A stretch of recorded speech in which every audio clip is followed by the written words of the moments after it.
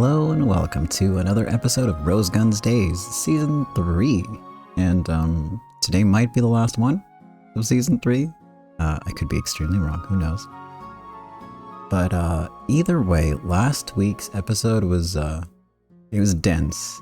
I think this is the longest summary of any episode I've ever written so far. Yeah, it's just the longest by a whole paragraph, I think. Wow. So that's cool. That either means that it's going to be another really dense, long episode, or it's going to be over in a jiffy, and I'll just start on the next season. Yeah. I have no idea what's going to happen, and that's very exciting, and also makes it really hard to plan these recordings, but since they're recordings now and not streams, I can just, edit it any way I want, instead of having to deal with this during a live stream. So hey, it's all good. But before I dive into the summary, probably a good idea to go over our trusty content warnings again. And they are also just permanently on screen now, because I already had them up in like the little chat window where it occasionally refreshed, but I figure why not just have them on there the whole time, You never know when YouTube's gonna autoplay something and you end up in this little weird corner of the internet and you don't know what you're getting into, so now you do. Yay. Okay. Content warning for Rose Guns Days, Season 3. Violence and gun violence. Racism. Sexual content including mentions of assault. Misogyny. Alcohol abuse. Mental health issues like trauma and depression. And mentions of human trafficking. Alright. With that, time for our summary. Our long summary. So, at the end of the episode before last episode, Wong, he basically told Rose, time's up, make your decision. Are you gonna sign the agreement, or are you declaring war on us? Because those are your options. He does let her stew on it for a bit, because the Wandering Dogs have finished their performance. So he goes over to congratulate them, as a good host does. He continues to then be not a good host, and tries to make a move on Zell, during which he spots her tattoo, the butterfly on her neck, which marks her as the assassin Hotaru, the very one that he hired to kill Rose. The Wandering Dogs all notice this. Zell, of course, realizes immediately. The others do as well. And they kick into gear. They pull out guns. They take Wong hostage to make sure that, he can't warn any of his men to make the first move. And the weapons, by the way, smuggled in with the help of Shaolin, I believe. So yeah, they hold Wong at gunpoint. And at that point, Rose takes this moment to give Wong her answer. Primavera says no deal. Essentially, she's declaring war on them. She does, however, have an ace up her sleeve, maybe even multiple. During this whole standoff, there's some back and forth. Wong calls off most of his men. No, he does not call them off. In fact, it is the opposite. He calls them all to the restaurant. And once he's done that, and everyone's cooled down a little, he just goes back to the table and talks to Rose as if none of that ever happened, as if he wasn't just taken hostage in his own restaurant. At this point, we find out that the first part of Rose's plan, I can read. The first part of the plan is for Cyrus and a bunch of other Primavera people to use Wong's focus on the restaurant and, him sending all the men over, use that to torch the warehouses across City 22 and 23, setting on fire the soy sauce, various other goods. And at this point, you immediately realize, this is why people are going to be pissed at Primavera. And while this is a huge strike against Wang, he does still, at this point, technically hold a great deal of power. It's an attack, certainly, but it's not going to help them win the war. If anything, it seems like a desperate last attempt to win that is doomed to fail. And then the phone rings. The second part of Rose's plan, the second ace up her sleeve, sell part of the special offers windows and a bunch of other underworld privileges like a harbor trade. I say trade, but it's smuggling. Sell that to gangs working with the GDS to get them to switch sides, which is inevitably going to piss off the GDS Council of Elders, and they're going to take it out on Wang. Which, in one move, takes him out of the picture entirely. Because once the elders are pissed at you, that's it, you're doomed. You have to take blame for them losing several of their allies now. To add insult to injury, Meiju uses this opportunity to stage a coup to reinstate his young lord, Sun Zilong. As it turns out, this was their plan all along, just everyone's plan. They've all been working together, specifically to get these gangs on their side, get Wang out of the picture, help Meiju stage his hostile takeover. And in Rose's words, all of these massive plans that are incredibly risky and cost them a lot because they had to sell off, the special offers windows, part of them. They disband the union, which was a huge deal, so everyone's wages are going to drop. They're going to halve. All of this, though, is, in Rose's words, to secure the future of their children and their children's children, rather than to secure brief wealth and safety now. And, this is, they go over this a bunch of times. They really hammer in that this is why she's doing it. Wang doesn't really get it. And while they're talking about this, arguing, he starts coughing. He starts coughing some more. And at this point, we find out that Wang's assassination attempt on Rose also backfired, because Meiju was given the poison, and he has used it on Wang, which, with poetic timing, kicks in, and Wang is carted off. He is working under the assumption that he's going to die, so he's saying his dramatic farewells.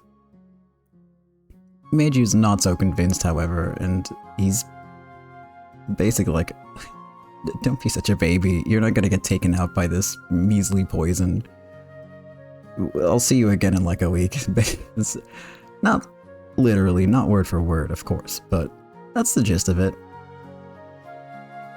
And he also reminds Wang of their promise, which means that Wang is forced to join the Young Lord's faction alongside Meiju for the rest of his days. So we probably haven't seen the last of him yet. Unless the poison does work and he's just... yeah. We don't know yet. Anyway, Primavera wins the day at great cost. And, the kids succeeded. They saved Cell's dad, which was the whole reason they were there in the first place. And then a whole lot of stuff happened, so they're taken home by Wayne to rest up. Before they leave, though, Rose apologizes to them. And then Zell realizes, oh, they never expected us to succeed. The whole plan hinged on the wandering dogs being found out to draw all the attention to the Millennium Restaurant, not theater, so that Cyrus and the gang could make their move. Hence the apology. She understands, though, and the most important thing for her, they saved her dad, who is still wanted by the Chinese military, and so is Zell. So, at the end of this roller coaster of a night, the wandering dogs have to deal with one more surprise. Zell and her father are leaving, literally that same night, and the remaining 3 are wandering dogs no longer, because they are joining the wolf pack, the lone dogs, the wolf dogs, Wayne's gang. They are full-fledged members now, just without Zell. And that's where we left off. So let's dive right in.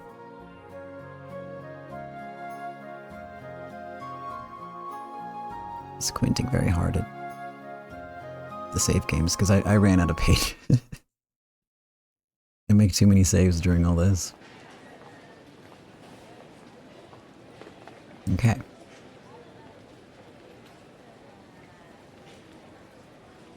Hey, remember that expensive soy sauce of Primavera's?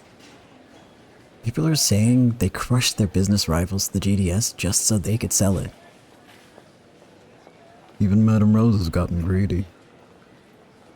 And I was sort of hoping she'd be Japan's savior.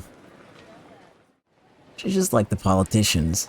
They talk big until they actually get power. You're gonna start seeing that woman's true side. You've heard about them crushing the labor union, right? Sounds like fun time's over. The Japanese labor union had prioritized Japanese laborers, offering high-wage day labor jobs. A bit earlier, with the message that it had now contributed sufficiently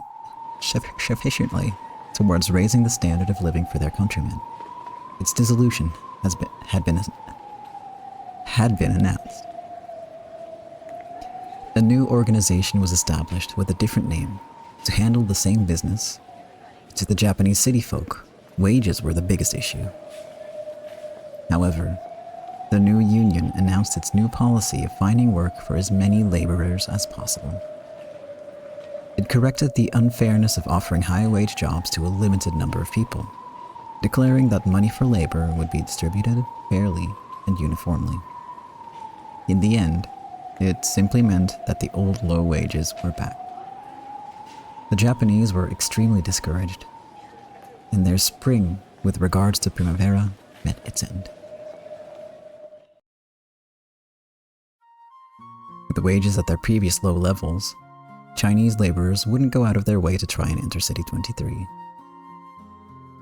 The GDS announced to its Chinese brethren that, in exchange for facing retribution for the storehouse burning incident, Primavera had eliminated the Japanese Union.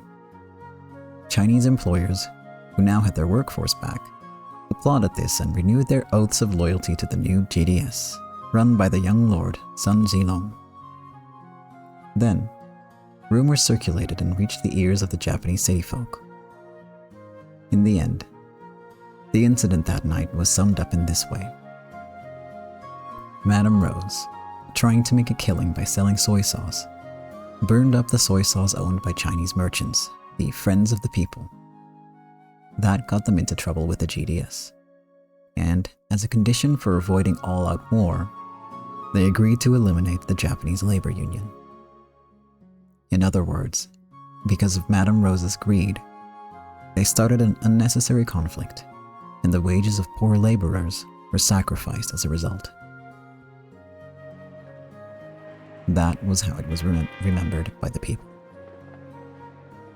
The elimination of the union would seem to have been caused by pressure from the GDS. That was a term they had been forced to accept in order to gain Major's assistance during the Wang incident.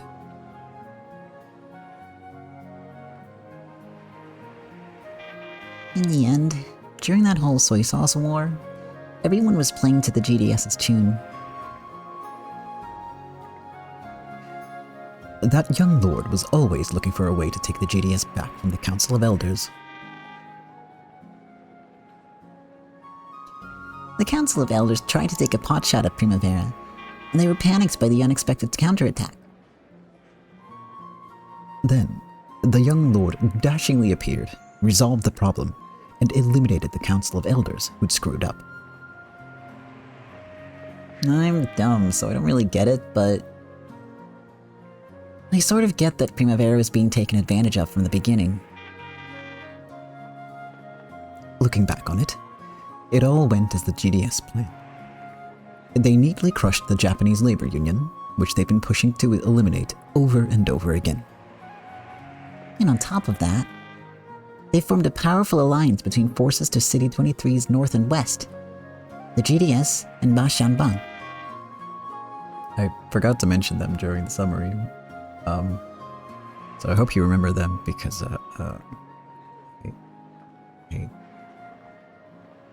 I forgot the details.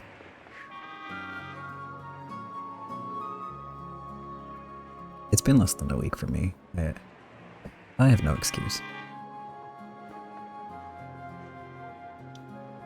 The GDS was a formidable foe in its own, but now it's doubled. Yeah. Now, Primavera can't even get into skirmishes with Chinatown. As a proof of friendship, Madame Rose and Sun Jilong were entering negotiations for handing over special offers windows, it was said. In other words, the GDS had succeeded in getting both of the demands Wang had made.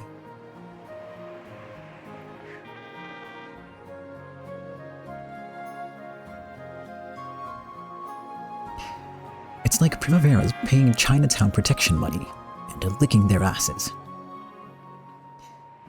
It's just the same. It's no different than when we walked up to American or Chinese troops and said, "Give me chocolate," or something in Chinese. Yeah, nothing's changed. But we did prove one thing. You don't underestimate us. We may stand in awe of you, but we'll make sure you stand in awe of us as well. Bring on the fight. If it's to protect our countrymen, we're prepared to drag you down into hell with us at any time. That's what we proved. That's the only thing Primavera gained from that night. The only thing, huh? It's enough to make you cry. All across the city, people are grumbling about Madame Rose. The feel of the city's gonna change. And to think we've won this victory at the cost of all that, it's enough to make you cry. Self-determination of peoples. It's the only victory Madame Rose wanted. All we can do now is believe that's something awesome enough to be worth such a big price. The future of our countrymen, is it? I'm dumb. Someone get it at all. He keeps saying he's dumb, but I don't know about that.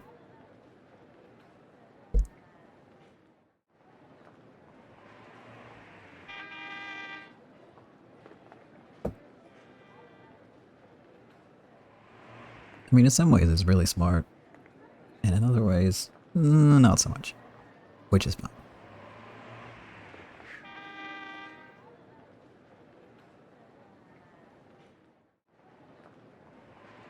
Scary, huh? The Department of Health or whatever announced that soy sauce is dangerous. Yeah, that's because all the soy sauce going around now, is that fake inferior stuff. Rumor has it that they make it from the hair of dead humans. Wait, seriously? I'm not touching soy sauce again. If only hair was the worst of it. It's supposed to be packed with chemicals and cancer-causing tar. Well, that explains it. I was wondering why you suddenly stopped seeing soy sauce around. Soy sauce syndrome. The urban legend that ingesting substitute soy sauce would damage your health was spread around as though it were true. Didn't we already establish that that could potentially be true in some cases? Like, not universally, but...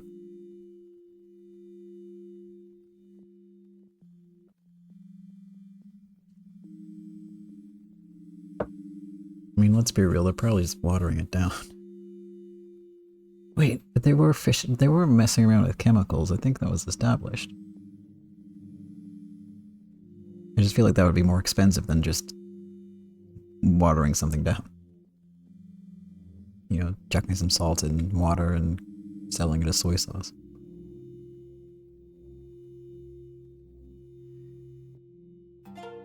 Since all cheap, low-quality drinks and food had similar legends at the time, it wasn't as though soy sauce got especially bad treatment. However, thanks to corrupt businessmen plotting to profit off the soy sauce fever, large amounts of particularly low-quality substitute soy sauce were making the rounds. But all of that did get burned, all the fishy stuff that Wang was working on, I guess. People who ingested it started complaining of various symptoms after meals. Tongue inflammation and paralysis, rashes and fevers, strange headaches and drowsiness. Along with the soy sauce fever, stories about the health effects of substitute soy sauce spread throughout Tokyo in a flash. I mean, that list of symptoms is kind of wild, not gonna lie. As a result, the government's Department of Health discovered several dangerous substances in various sorts of low-quality soy sauce. Oh, okay.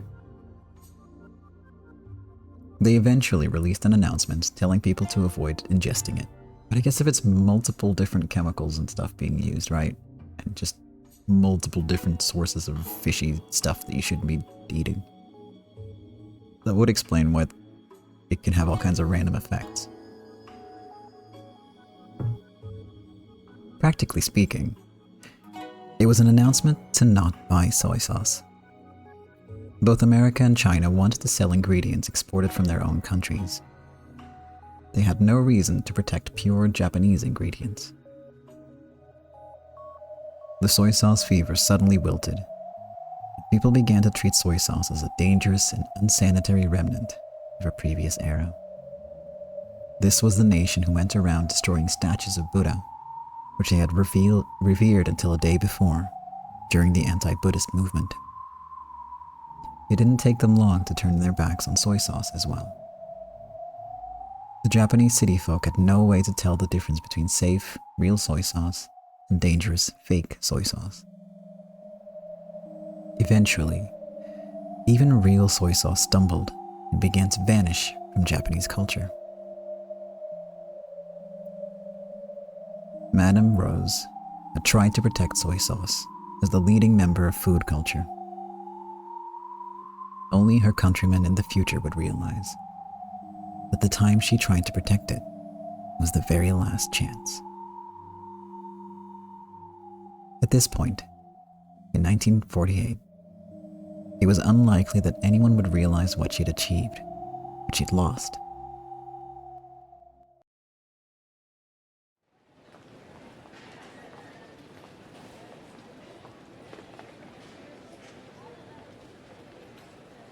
We don't understand now, but in the future, we might understand.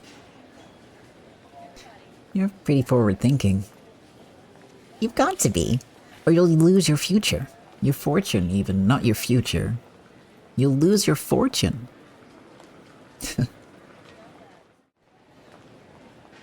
I have a proposal. What? Let's break up the Wandering Dogs. I thought you were already forcibly broken up by Wayne. Nina stopped walking and spoke. Oliver and Charles stopped too. They didn't turn around. The Wandering Dogs was a 4-person team with Zell. So, if we keep being the Wandering Dogs, there'll always be something missing. we'll be like a flat tire the whole time until Zell comes back.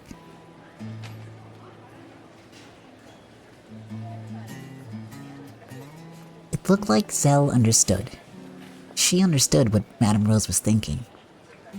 In that case, I want us to be able to understand too. But we're idiots and we don't understand anything now. Still, for all we know, we will understand when the future comes. When we become those countrymen of the future Madame Rose was talking about, we might understand what it was she got us. You think we will? Even us? We won't know if we'll know until the future. And that's why, until the future, when Zell comes back, I want to make sure City 23 is protected. The future when Zell comes back. You know, I really do plan to learn Chinese. If I, not just Zell, understood Chinese, then it'd be possible for us to pull off much more complicated plans. After all, Oliver powered up so much in just a few days when Li Meiju worked him to the bone, right? If we seriously keep building our strengths, we'll be able to pull off way bigger plans. It's the same for you, Charlesy. If you keep That's not even... Where did that X come from? I just pronounced like a letter that was not in the sentence.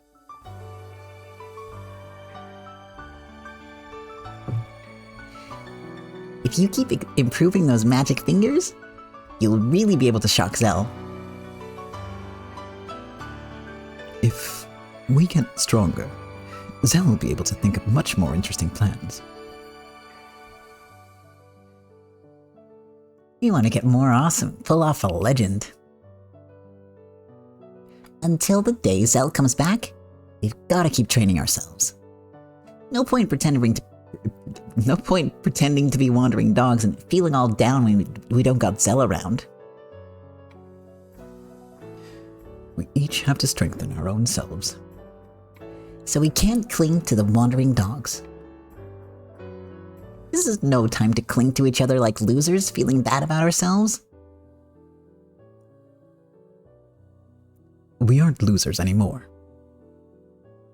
Zell made us wolves.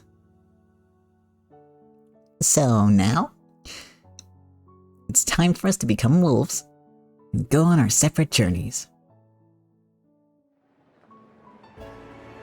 You know, I'm thinking about lodging with a girl who helped me out once. I'm sorry, Nina, I'm flubbing all your lines. You know, I'm thinking about lodging with a girl who helped me out once long ago. That girl spoke Chinese perfectly. Oliver worked me hard mornings and evenings. In that case, me too. Maybe I'll sleep in the storehouse Aniki Wayne uses for training. Not because I want to become a man who's good at fighting, or anything as trivial as that.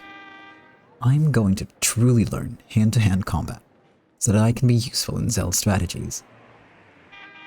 If you're doing that, then me too. Earlier, Jameson of the Rich Bamboo asked if I'd be interested in working for him.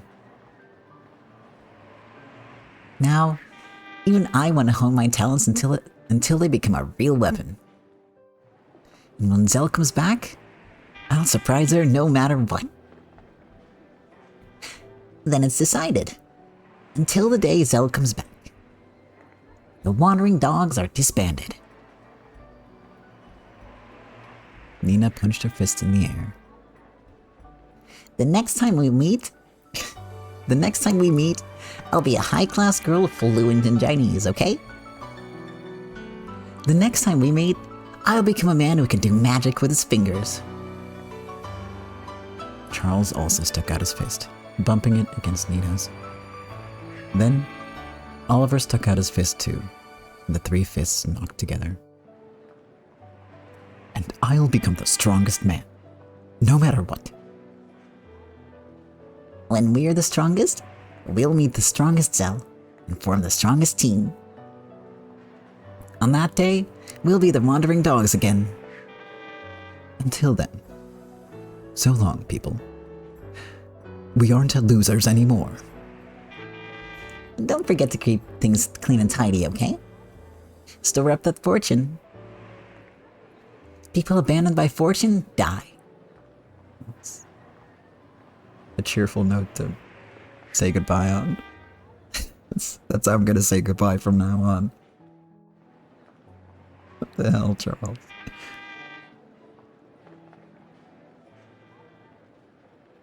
In the workday, go home. Goodbye, everyone. People who are abandoned by fortune die. See you tomorrow. The tone of this is all very cheerful, but it's actually really bleak if you think about it too long. So I'm gonna continue. The three of them pulled their fists back, then slammed them together so hard it made a noise. That's okay, guys. Calm down. Then, at the same time, without any regrets, they turned around and walked down their own paths. What if two of them are going the same way? What the? These kids are so edgy. They are just like Wayne. Excuse me? Excuse me?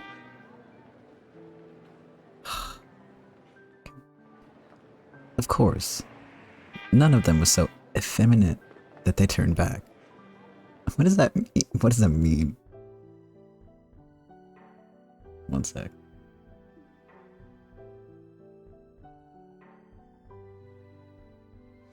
Ouch. The curtain lowered on the legendary night that was just their own, hidden within the night of the soy sauce war, and the wandering wolves dispersed. Fall 1948.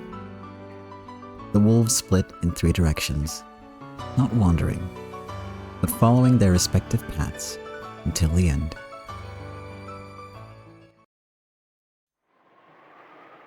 Oh. Even Oliver's eyes were filled with out-of-character tears. As he tried as hard as he could to hold back his hot eyes, he spoke to himself. I'll do it. You're gonna be shocked, Cell. I won't let you see me as unreliable again. You know, you don't need to say that out loud. The hell are you doing here? Go away.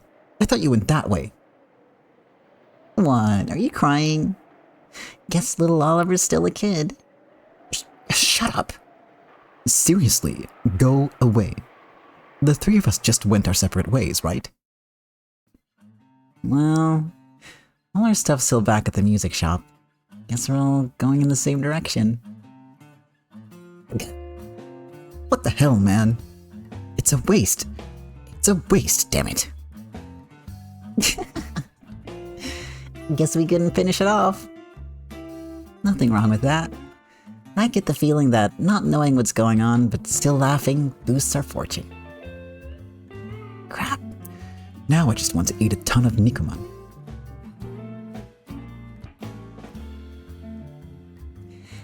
Guess Guess we can't just finish it off after all. Didn't you just say that? Let's have a farewell party tonight and go wild.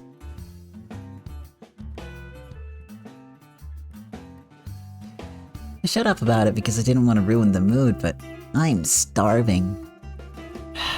Let's go. Here's the final mission of the Wandering Dogs. Find the most delicious Nikuman shop. Yeah. These dorks.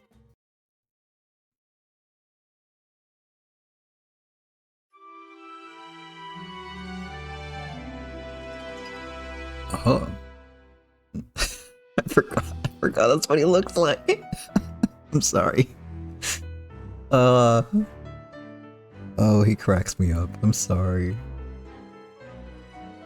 He's so consistent about just looking like he walked through a secondhand store with his eyes closed.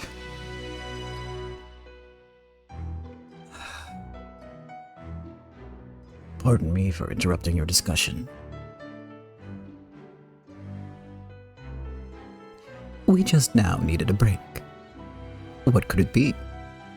One can only hope that it's something good. I understood how unusual it was for someone like Madame Jeanne to set so much time aside for a mere reporter like me.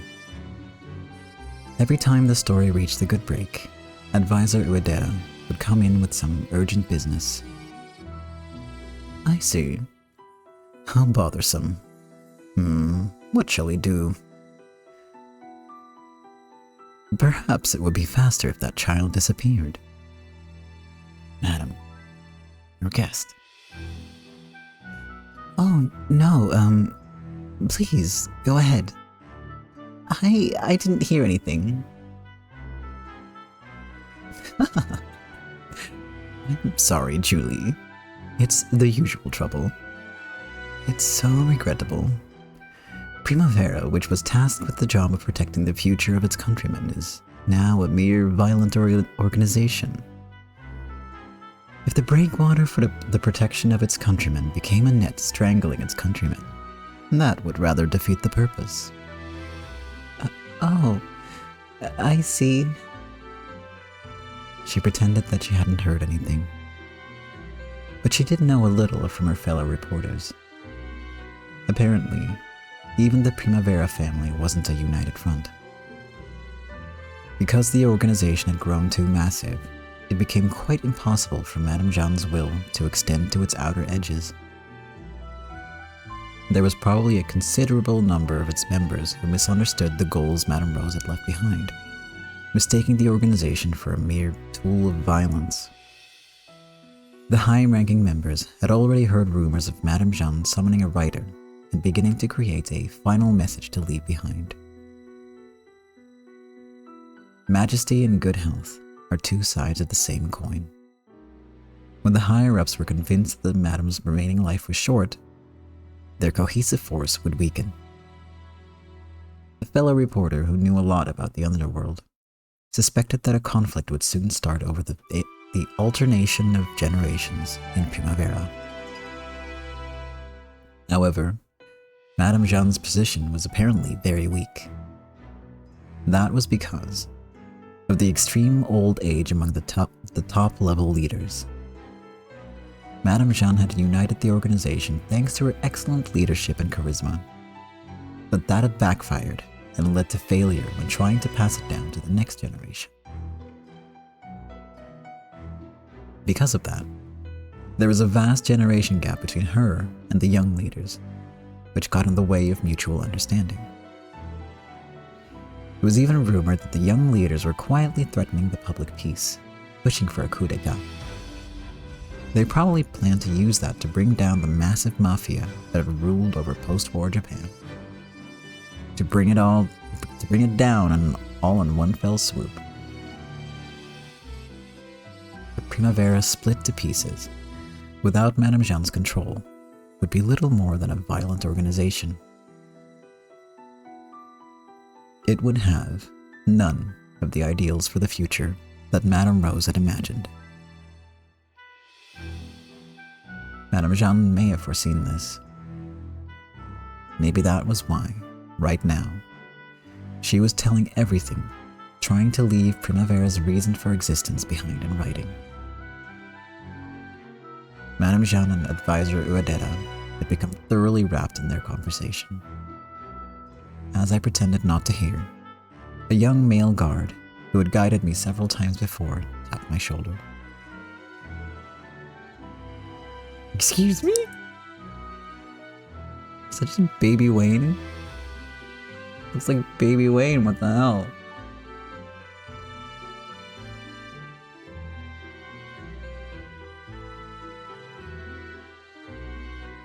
What are all those, I want to know what all those buttons are. Why's he got all the buttons? Are they buttons in English? They're buttons in Dutch, so I just sort of defaulted. You know, the pins.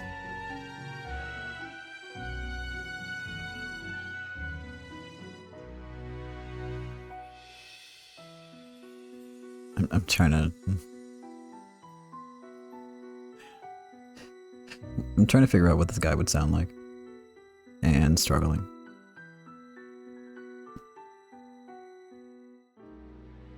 Hayashi Ebara-sama. Allow me to escort you home. Oh, thank you for your help. Madame Jeanne, thanks so much for today. Ah, Julie. I really am sorry for asking this of you all the time. There's still a lot I'd like to speak with you about. Do you think you could spare some time in the near future? Of course. If you call, I'll always come as a business trip. Then I'll see you later. Thanks for sticking around for my long story again. Next, we finally reach the story of 1949. It's the story of how Madame Rose's Primavera begins to transform into the Primavera you all know well. Yes, ma'am. I look forward to hearing about it. Wayne doesn't. It was probably a mistake to say that. Feeling uncomfortable, I reflexively looked at the ground.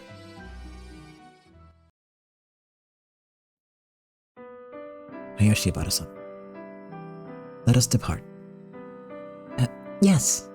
Then, if you'll excuse me.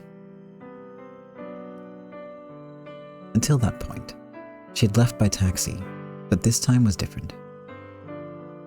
It was a black luxury car used for Primavera business. The windows were, of course, made with bulletproof glass.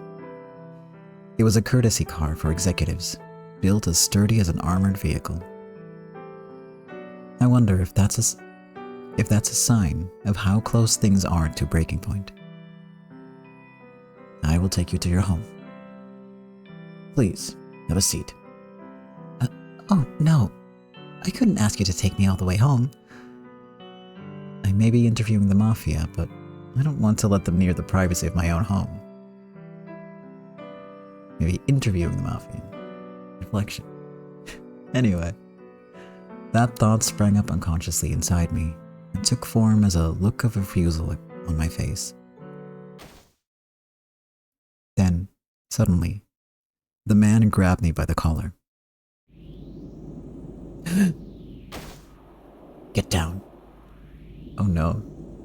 I was grabbed by the collar, pulled with extreme force towards him, and pressed to the ground. I was held against the ground as he leaned over me. At that moment, I heard what sounded like a shrill voice.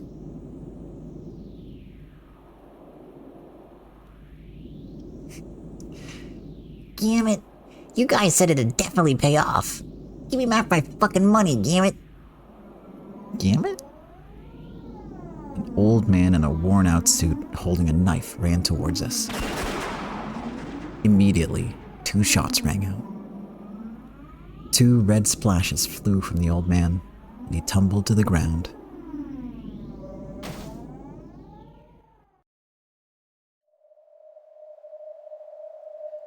The policeman stationed in front of the residence had fired. It's been dangerous lately. These days, they won't even waste tax money by firing warning shots. Even though Primavera was a publicly known mafia organization, they couldn't start pulling guns out openly in the middle of the street. I finally realized that this young man had put his life on the line to protect me. Come, Hayashi Ebara-sama. Let us go. The police will handle the rest. Okay. Even though I've been listening to bloody tales for so long, that is the first time in my life that I've seen a person shot.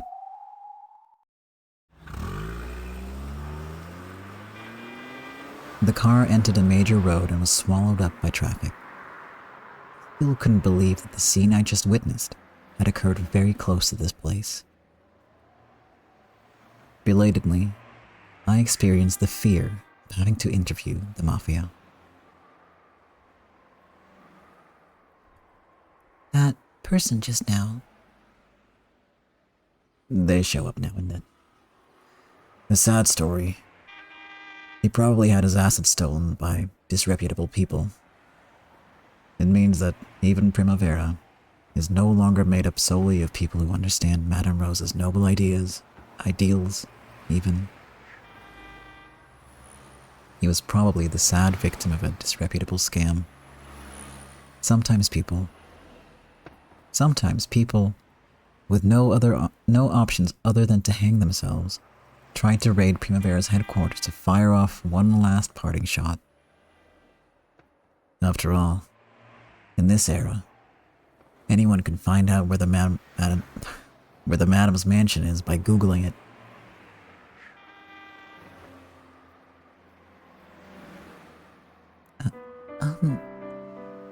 Thanks for what you did back there.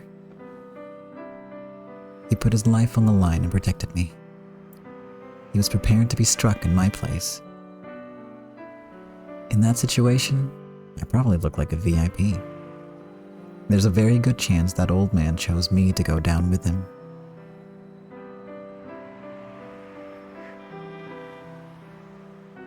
I can always put my life on the line for the future of my countrymen, for the goal I must fulfill. That's Primavera's Omerta. Is this just like Wayne from the past? Did he like time travel? What is happening? At the very least, this person was still trying to carry on Madame Rose's will. Or is he like Wayne's son or something and he got just indoctrinated by Wayne's, whatever his deal is. Putting aside whether or not her ideals have become reality in this world of 2013, this young man, who must never have seen Madame Rose's face, was carrying on her will. That's all there was. But I'd like to believe that her efforts were rewarded, at least a little. What kind of question's that? You're young, aren't you? How old are you? Same age as you, Yashibara-sama. I was surprised to learn his age. Still, that means it's only been a few years since he became a full adult. Would it be his grandchild then? I can't do math, help me out. Like Wayne's grandchild, obviously. Why would a young person like that choose the path of the underworld? What experiences could have led him to that decision? Madame Jeanne always told me about everything, so I unconsciously assumed that by asking, I would get an answer. After asking, I realized it was an improper remark and coward, but the man smiled and answered. I'm a native member. Yeah, I thought so.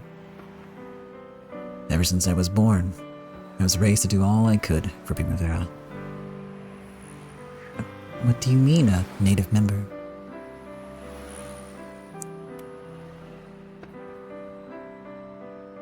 I knew it. Wayne Kota Uedera is my grandfather. What? Then you're the Consigliere's grandson. And he also raised me like a parent. She could understand that. He was the grandson of Wayne, the one who probably understood Madame Rose's ideals best.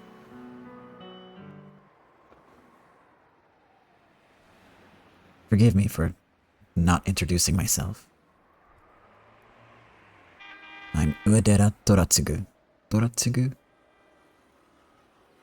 Toratsugu.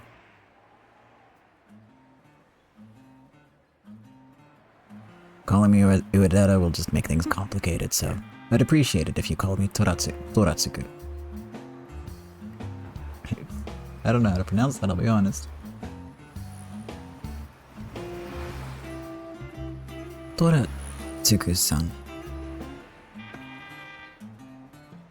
I've been ordered by the Consigliere to provide you protection until you finish interviewing Madame Zhang. It's not impossible that someone will misunderstand your interviews and try to harm you. Fear not. I won't disturb your privacy. I am quite tactful. Here's my card. It is my phone number and address. If anything happens, call me, no matter the hour. While a car was stopped at a light, he took a business card out from a card case. At that moment, I realized a familiar card was peeking out at me. Huh? Isn't this one of our staff ID cards? I've gotten approval from the Hong Kong Daily News. What do you mean you won't disturb my privacy? He's totally planning to intrude on my daily life. So, is the newbie who's practically a tea server going to have a bodyguard following her around the company starting tomorrow? Oh, but don't worry about me. I'll behave just like a normal employee. I'll play the part of your junior, so everything will be fine. But if she's like a newbie, it's not gonna work, man. What? That's not what I was worried about at all. What have I gotten myself into, Mom? After interviewing the Mafia, my own daily life is finally getting absorbed in their violent tale. Oh. This is an Mzaki song, I'm gonna scream. Oh, do you mind if I turn on some music? Sweet. Love is the Omerta.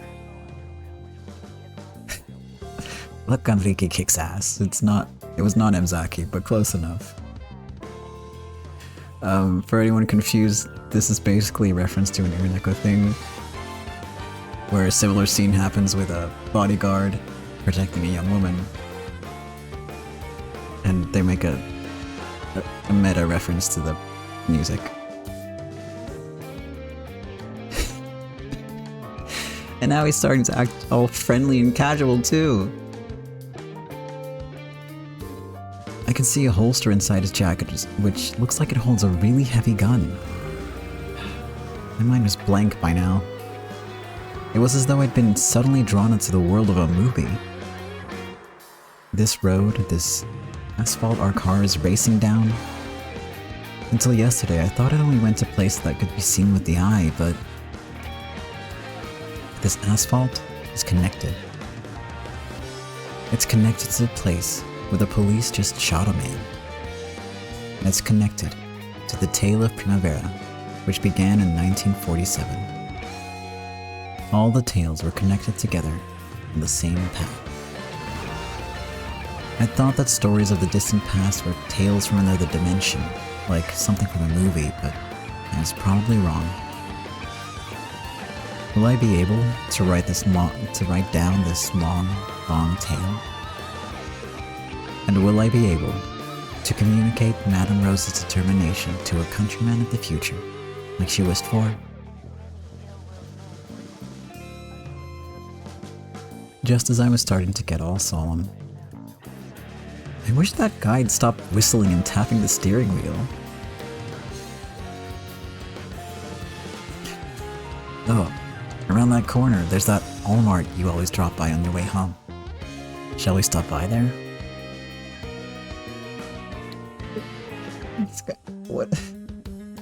This is definitely Wayne's kid. I don't know, grandkid.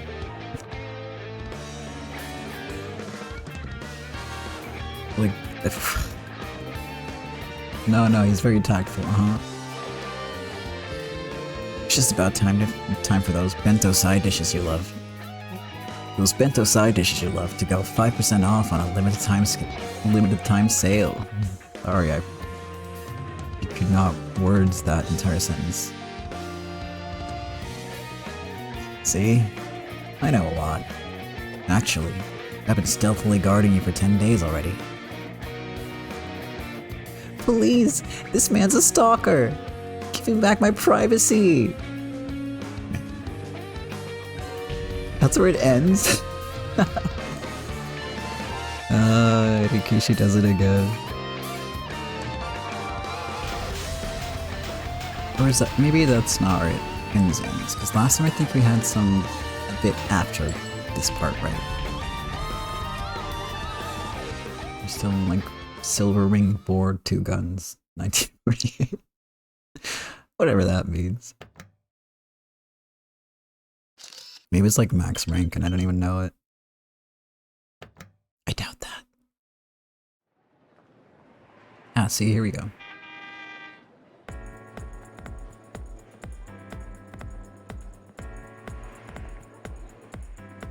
It was the middle of summer. The sort of weather that'd make you feel it was just about time to ask for a summer vacation. And yet, these days that seemed like a joke still hadn't ended. Good work, Julie-san. Haven't I told you to stop using my first name at work? Don't be so cold. We've known each other for half a year now, haven't we? Half a year? Can you believe that frankness? I wish he'd take a lesson from his grandpa. No, his grandpa was very similar, I feel like, just in a different way.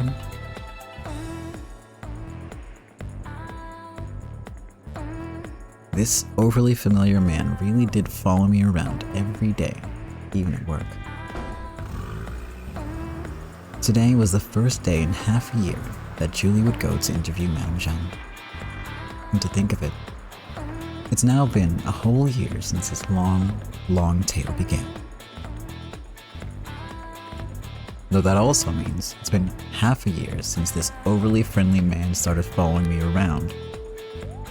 I'd ignored him thoroughly, which made him act a lot less intrusive.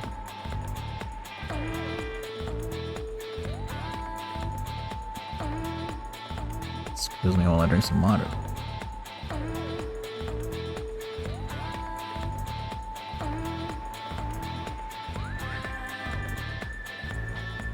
Though that wasn't enough to save me from being a topic of conversation for those rumor-loving older women. Well, he does get a little dejected now and then, possibly because I'm being too cold, but if I do even a little thing like buying him coffee, he's right back to normal again. He'll recommend these social network games that are supposed to be popular, prattling on about how he'll get a rare item if he gets a friend to join, so would I be interested? And when I ignore him, he gets all dejected again. What are you, a puppy? No, he's a wolf. See, apparently that dog-like part of him was all he'd inherited from Lane Uedera. I don't... There's also like the whole not knowing when to quit, you know? That's definitely very Wayne, I feel like. By the way, just so it's clear, there's no trace of romance going on here. I'm not remotely interested in romance with this puppy. On top of that, since he's always intimidating all my hot co-workers, any hopes of budding office love gets smashed to smithereens. Chen-kun from accounting was pretty hot, and Ma-kun, who had a rich family in Hong Kong, and everyone else stopped sending me emails. It's enough to make anyone sigh.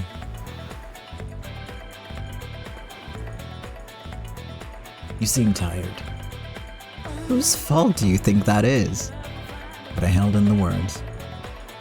This puppy's definitely planning to be needlessly courteous, trying to cheer me up by talking about all sorts of stuff.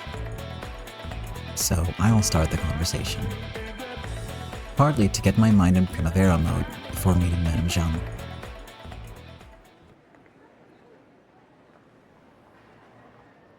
I heard you've been having trouble with your sub-organizations. Yeah. It's very embarrassing. During this half year, the situation surrounding Primavera had changed considerably. Primavera's largest faction, the Kansai Spring Breeze Association, had voiced its recommendation that Madame Jeanne and Consigliere Uedera retire. For health concerns, to cultivate the next generation.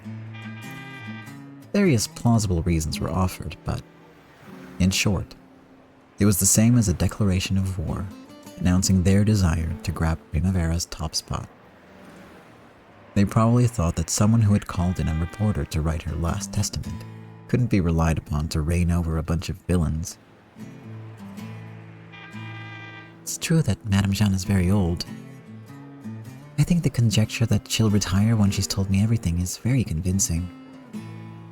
However, Madame Jeanne hadn't publicly named a successor. It didn't take a close examination of the Sengoku period to know that an organization with no successor always falls into civil war when generations change. If Madame Jeanne had inherited Madame Rose's desire to leave Primavera behind for the sake of her future countrymen, then it was hard to understand why she still hadn't named a successor.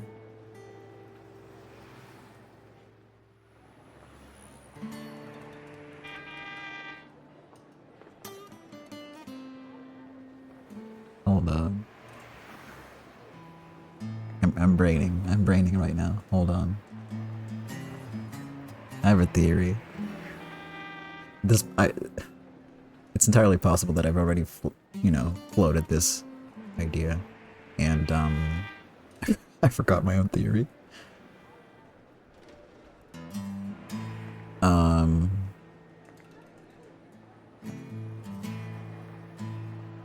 But one thing I have been very interested in is Julie's eye color, and I'll leave it at that. Because usually that means something in these types of stories, or just Hirokishi stories. Like that was a thing in Umineko as well.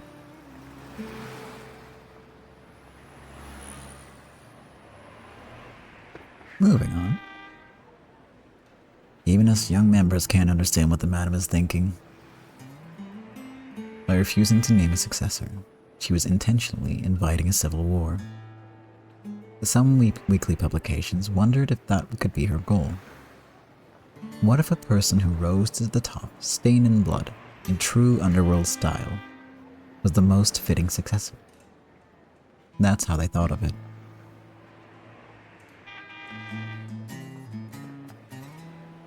It's not as peaceful as Kabuki, where you can inherit someone's name and become XX the Third.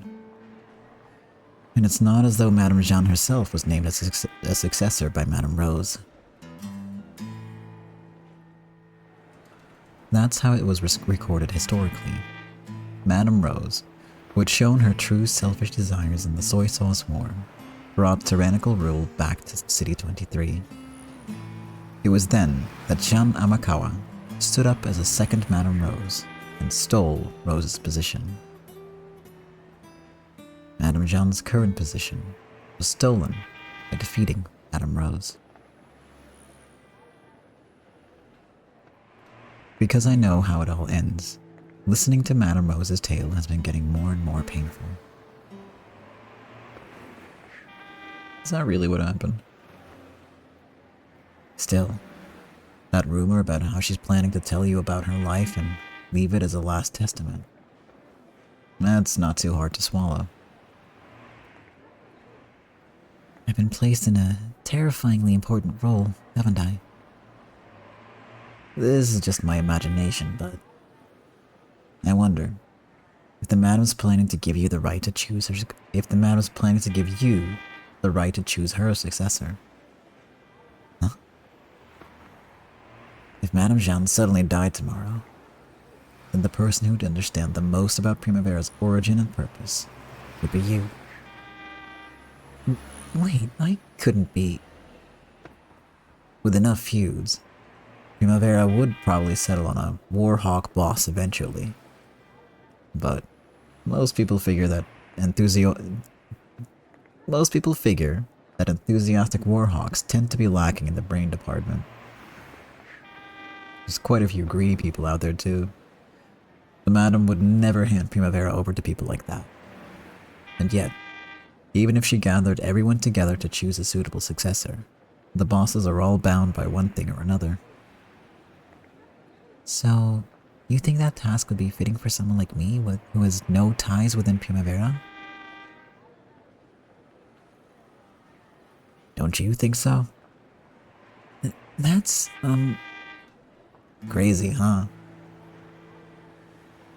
Toratsugu smiled as though he was partly joking around. However, this was what he felt.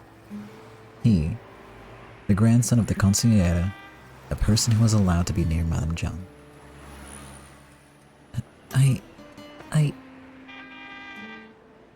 If I'm supposed to fill such a vital role, I refuse. Maybe she's keeping it secret because she doesn't want you to refuse. Oh, and Julie-san? Please don't tell anyone I've been saying things like that. Will I fill such an important role? It's not impossible. That was the feeling I got.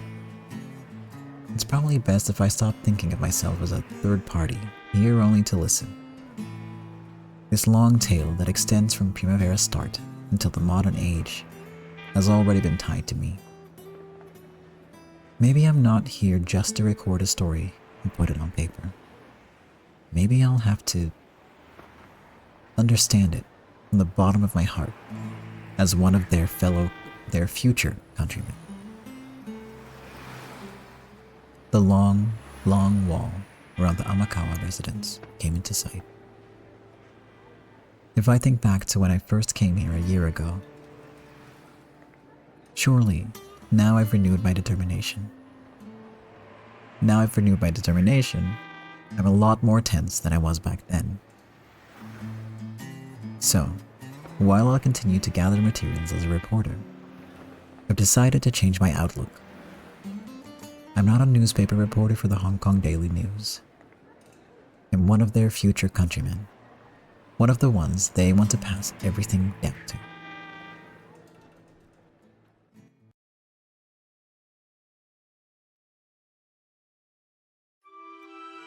I'm very glad to hear that, Julie.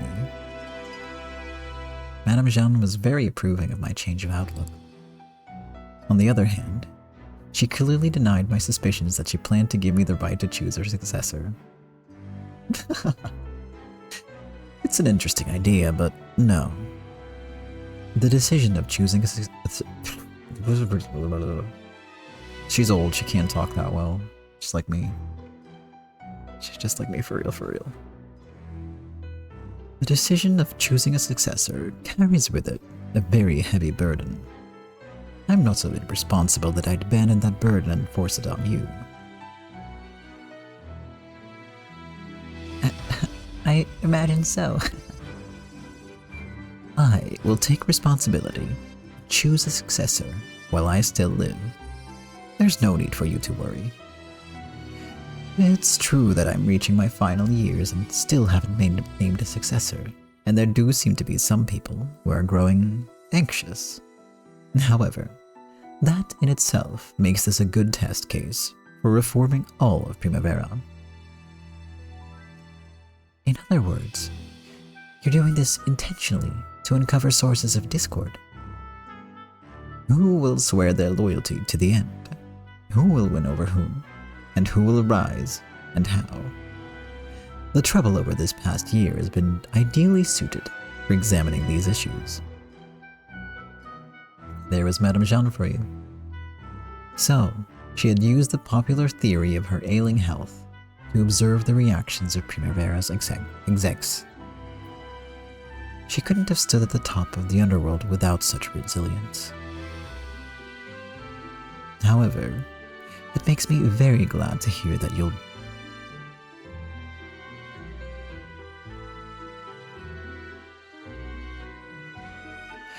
be listening for more than what you need. More than what you'll need to make your articles. I'm sorry, the translation is a little they missed a word, I think, there, and it threw me off. Well now, how far have we gotten? We were in 1948. After handing over a lot of money, Madame Rose survived the soy sauce war, though painfully. Yes, I remember. Partly because of the calculations of Sun Zilong, who wanted to eradicate the Council of Elders and gain influence. Primavera was allowed a painful victory. Sun Zilong, The young lord who had become the new leader of the GDS immediately struck a deal with Madame Rose. Then, both sides confirmed that neither had anything to gain by further aggravating each other. However, that was only an assurance that the war would stop. This was no happy reconciliation where both sides agreed to get along. After all, Primavera wasn't the only party to receive considerable damage. Storehouses in City 22 itself had been burned. The Chinese military ruling in that city lost faith in the GDS, which had been tasked with maintaining public order. Though it had served its purpose as an excuse to eliminate the Council of Elders, the young lord was still forced to placate military officials at considerable expense. Also, though they had supposedly struck a bargain with Primavera to break up the Japanese labor union, some of their high-ranking members weren't satisfied. These people thought the Japanese labor union was a one-sided enemy attack to place economic pressure on City 22, so destroying it was only natural. Breaking up the union only barely made up for Primavera starting it in the first place. Therefore, or so many people thought, the burning of the storehouses still required some form of retribution or compensation to be paid. On the other side, as far as Primavera was concerned, this was all because of an attack leveled by one of the GDS. They'd had a showy sort of revenge by burning the storehouses, but it also lost far too much. They were particularly hurt by the fact that the city folk believed this whole feud had been Primavera's revenge against the GDS for getting in the way of their scheme to sell soy sauce at high prices. The loss of the warm support of the people made it seem as though the city's atmosphere had transformed from autumn to winter. That change in temperature silently tormented the men of Primavera. Also, it was clear that Primavera had been forced to pay excessively in order to take a shot at the GDS. There were no signs that the hostility against the GDS was subsiding. And so, leading members in both sides had reason to be unsatisfied with this deal. That turned into resentment against the opposing side, as well as resentment against their own leaders. Even Rose and the young lord certainly wouldn't be able to just toast their friendship and plan to get along. So, both sides had to declare this a temporary truce.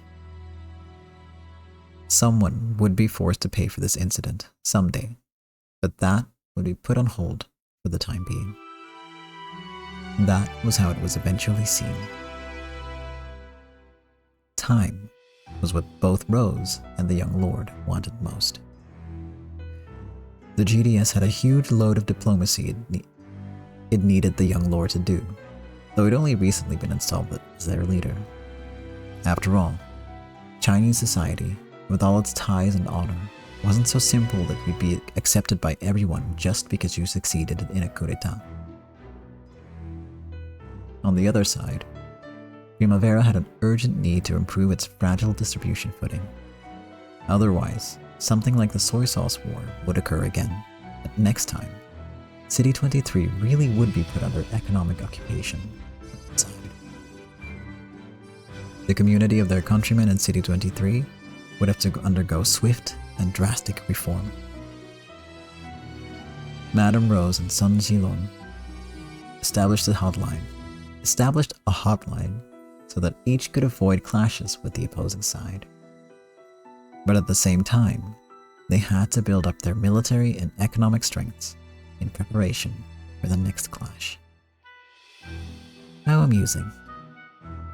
It was just an early version of what world affairs would look like in later years. In other words, it was a Cold War. Then, the era finally reached 1949. The high wage plan had ended. Laborers returned to their old low wage. The city was wrapped in poverty again. The Midsummer Night's Dream ended. And before anyone knew it, the rays of the autumn sun and its too cold wind arrived. When the laborers spoke, all they did was grumble. They complained about the ladies of the evening, who seemed to be prospering, spent their days with cheap alcohol bought from carts. Isn't that how season 1 begins? Am I crazy? Yeah. I guess you could say it had gone back to 1947, the time Leo Shishigami arrived. But, well, a drink livened up by complaints can be fun in its own. Even in the depths of poverty, the people were impudent and resilient. I don't dislike that rat-like resilience.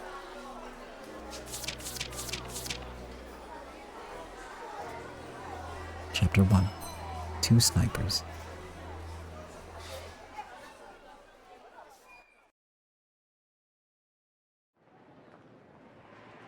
I'm so confused by the chaptering in this whole series. Because we started with like 5 or something? It's like part is... like it's split across seasons in a way. You don't start the season with 1, you start with like the second half of the previous season, you know, it's odd. But yeah, apparently we're not done yet. I thought we'd be done by now, but no.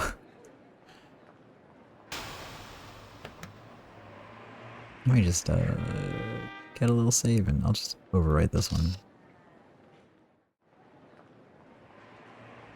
I'm rationing out the save slots now because I'm out of pages. The night of City 23 was noisy in various ways.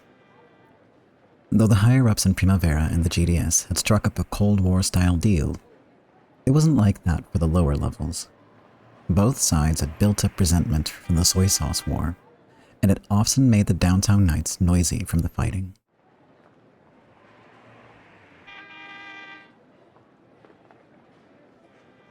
The high levels of both sides willingly ignored anything except the gun and the knife. In other words, only killing was strictly forbidden.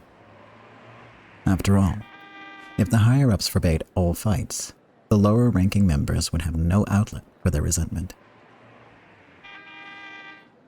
And so, once more tonight, a scuffle had broken out between Japanese and Chinese drunks in a downtown area near Chinatown.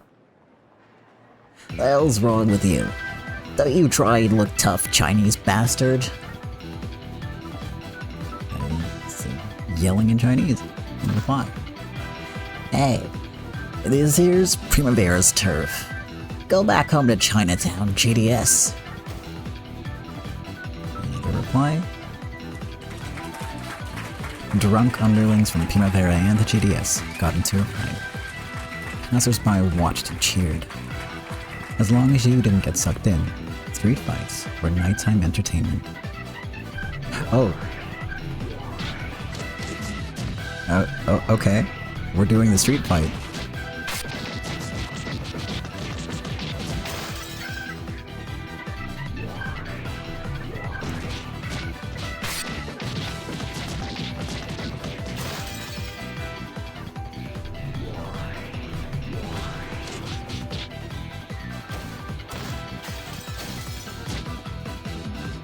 As soon as they caught wind of the fighting festival, underlings from both sides joined in, one after another. Excited, drunk customers who had nothing to do with the underworld started joining in on the brawl. The street was thrown into chaos.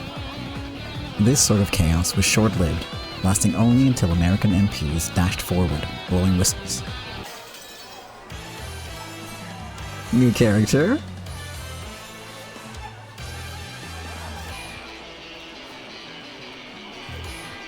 What do you sound like?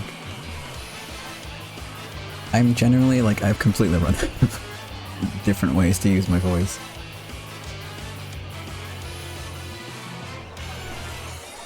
So if this guy sounds like everybody else, yeah, of course he does. I'm not a voice actor, it's fine. I'm telling myself this, I know that you don't have insane expectations, but for some reason I do have expectations of myself, despite having no experience or skill or anything in this field, and yet, here we are. Overthinking it, as always. Here! Right here! They're really going at it. Multiple new characters? What are you wearing? Is that a... Oh, I thought it was like a sleeveless thing, but... like fur-lined. But no, it's a jacket. Like, why are you wearing fur if you're wearing like a body warmer and no sleeves underneath?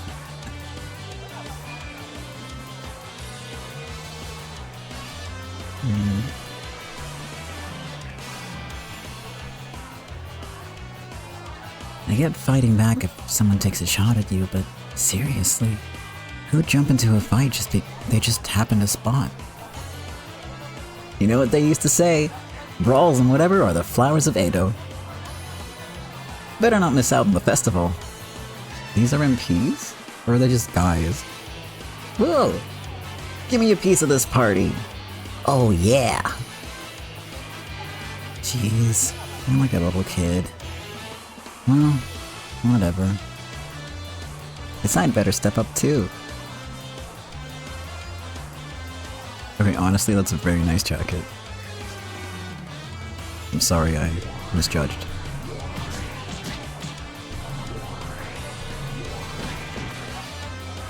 Ah, no, I forgot I have to click thrice and then I can open the thing. I panicked. Was that a new card in the background too? Interesting. I could have been wrong about that, but... oh jeez.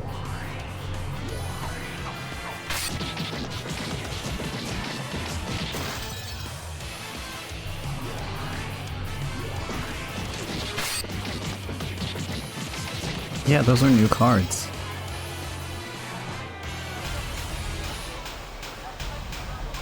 I'm pretty sure the Wandering Dogs also had their own cards previously. Whoa. At long last, we have a new rank, and it's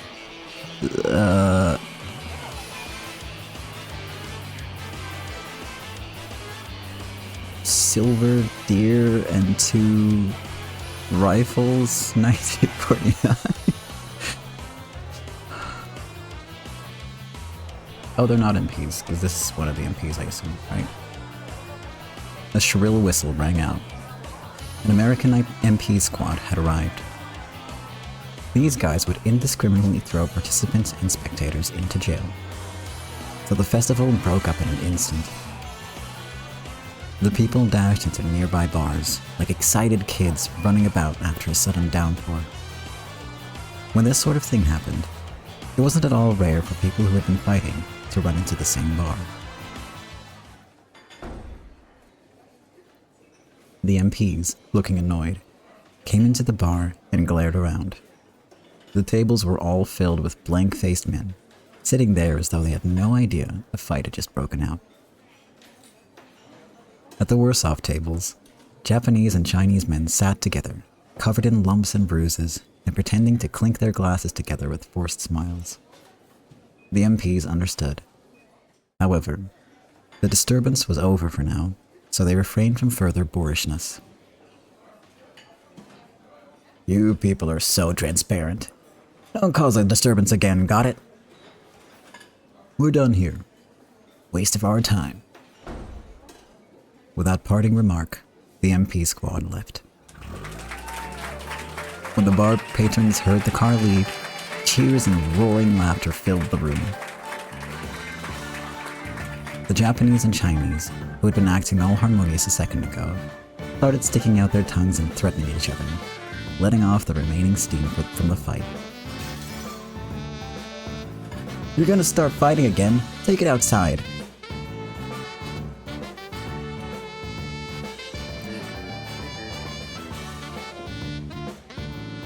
Got me a special free service for customers who start fights and don't order nothing.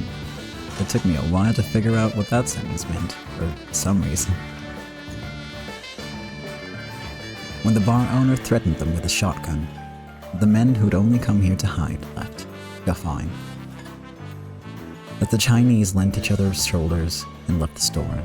They were showered with jeers telling them not to come back. Of course, their responses in Chinese were almost certainly violent retorts. However, once the fighting festival ended, it was time to break up. No more fighting. That was the unwritten rule. Jesus Christ. The way that some of these people talk.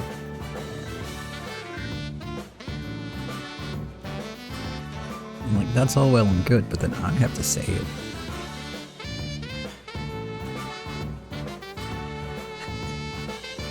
That was a nice punch, Chinese. I've met you before, haven't I? Aren't brawls great? Oh my god, he's got the battle laugh. You're one crazy bastard. I won't forget this. I'll pay you back double for this lump next chance I get. Sure. Looking forward to the next time we meet. I love brawling after all.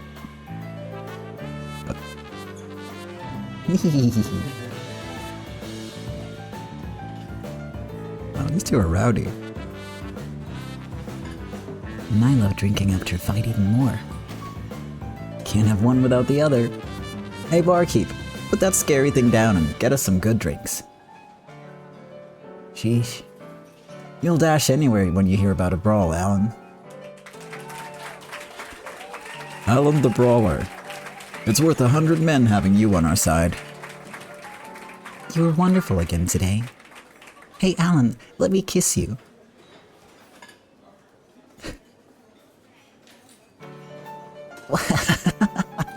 Hey, cut that out. It tickles. Okay, enough of that. Alan isn't into the gaudy women like you. And right now, he got his eyes on a different girl. What? Really? No way. Alan doesn't understand our charm. Just for the night. You won't want to leave the next morning. No. So sorry. See you later. Cheers to Alan the Brawler. The men all raised their glasses at once. Alan responded, and the bar returned to its usual hum. Who are these people?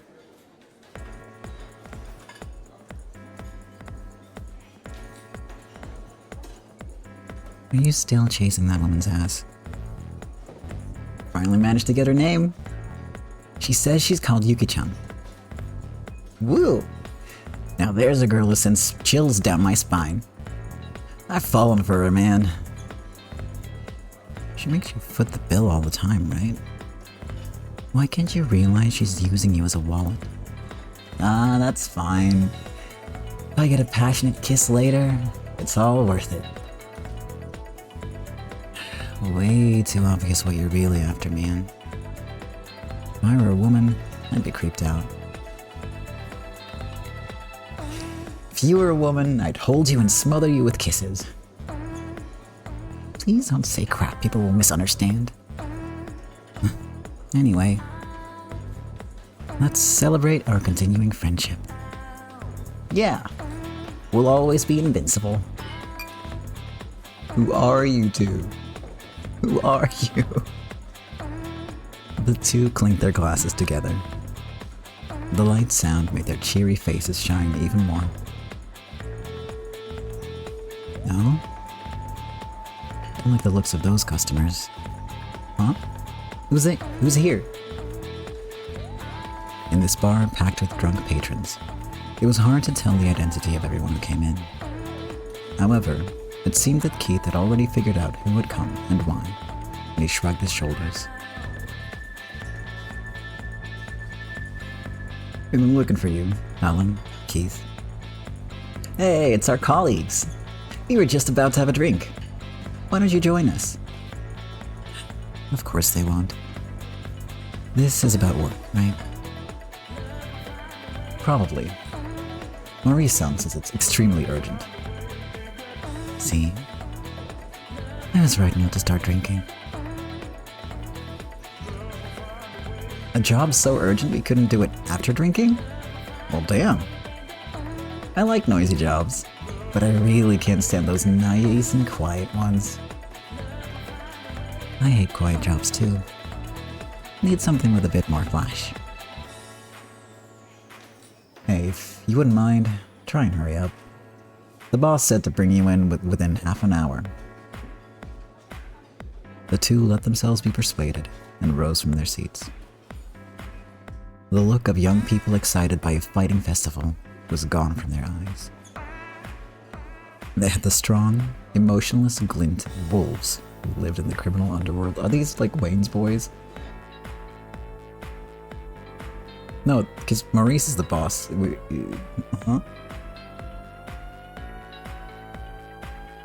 Yukishi, you can't call them like wolves because those are Wayne's boys. You can't do this to me. It's gonna get confusing. If everyone's a wolf, nobody's a wolf, okay. Their boss was Maurice Mononobe.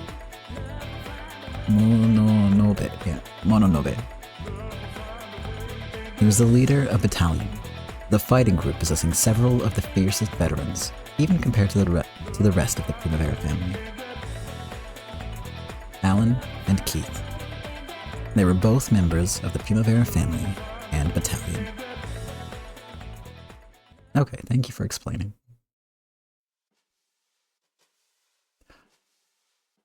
It's been so long. So, how good are they? Think we can rely on them?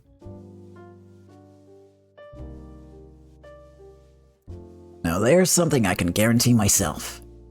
And there aren't many people who get this good a recommendation from Maurice. Boss, sorry to keep you waiting. We brought Alan and Keith. Okay, good work. Sorry to call you two out on such short notice. If you've got a reason to hurry, there's no helping it. Still, you called us just when we were about to have a drink. Isn't that a bit cruel, even for you bosses? I know. Sorry about that. I'll buy you drinks later, so cheer up.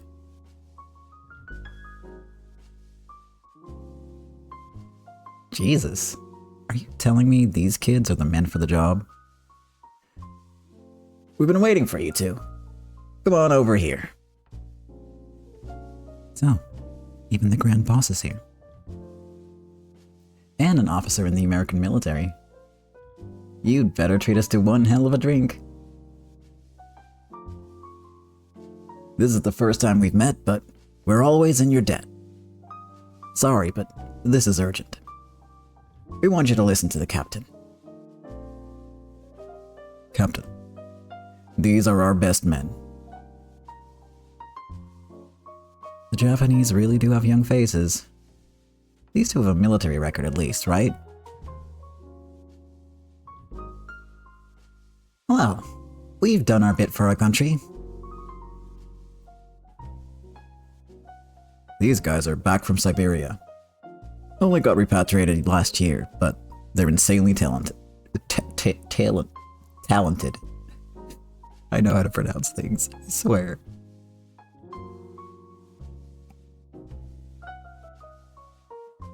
I promise.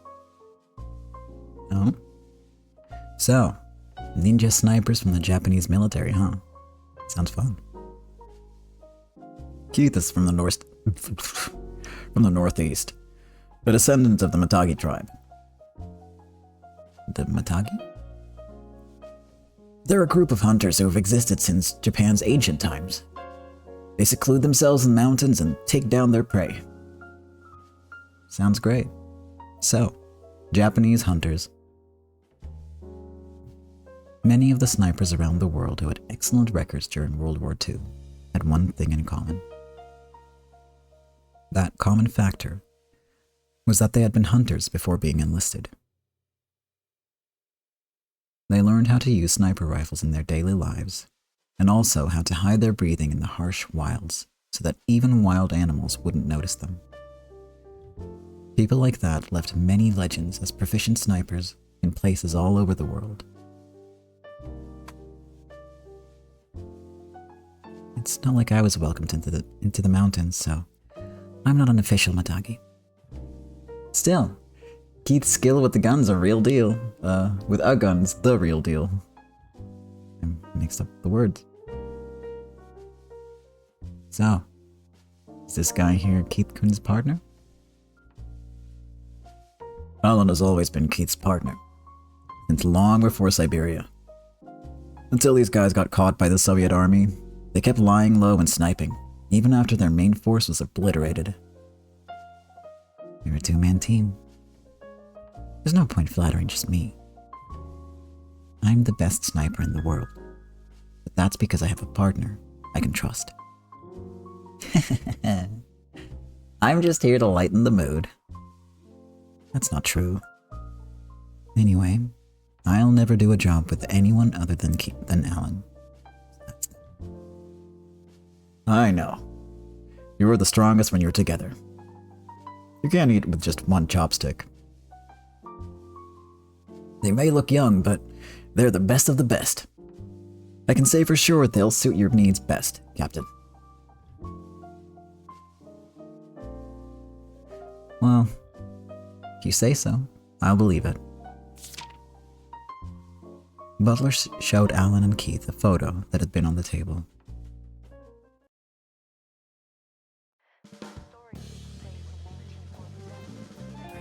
This fat man's your target. No, not a man. He's a fly. He's been buzzing around those big shots in the captain's care, causing all kinds of trouble. Dang, looks like one miserable villain. Anyone's dead face can be like an angel's. Amen. Poor man. Won't be seeing you again. What the heck? I love those puns. What? Where's the pun? I'm sure there was a pun in Japanese. He's a bastard of a newspaper reporter who likes finding people's weaknesses, threatening them, and using that to build connections. So, a high-ranking official with this guy on his tail came crying to me. This is a person who I want to have owe me a favor. I'd like you to handle this quickly.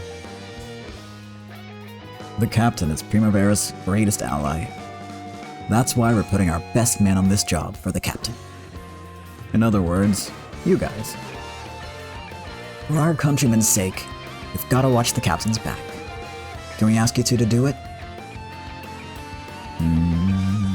Well, Alan's okay with it. Okay, yes, boss. We'll finish up this villain extermination in a flash. Use discretion, okay? I'd like to avoid having witnesses. Don't worry. These men are fully versed in that area too. Okay then. Just what sort of divine punishment will we level on the villain? Damn, I'm getting pumped. Just a few days later, the man in that picture would have another, smaller picture of himself in the local paper.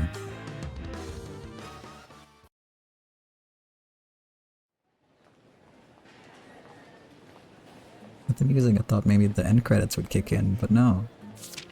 Here we are. Why does this look like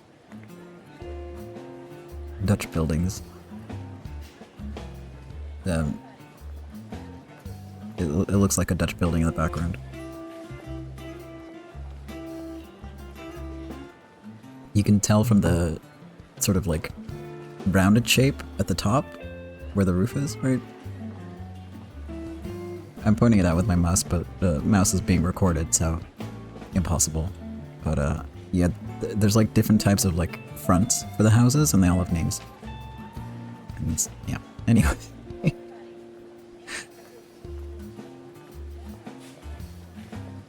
American reporter dies in Edogawa International Traffic Accident. It was a late-night, one-car accident involving someone asleep at the wheel. What? I thought they were snipers. On top of that, it was an accident within City 23, so the inspection of the scene was done under Butler's watch. Oh, so they just cover it up. Alan folded up the newspaper inside. Terrifying. Burning grudges against yourself never turns out well. Was there an article about it? Heath returned after buying a bottle of carbonated water. Right here.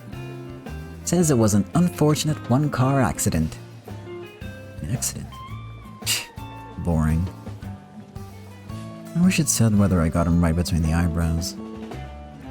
That'd hardly be eliminating him quietly, now would it? This here is a perfect score. Yeah, this looks so Dutch in the back. What the fuck?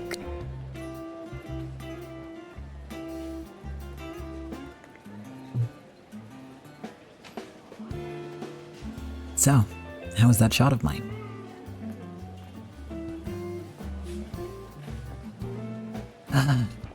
A perfect one shot, one kill. Nicely done. Good work, partner. Good work, Alan. Good work, me. Yup. Good work, us.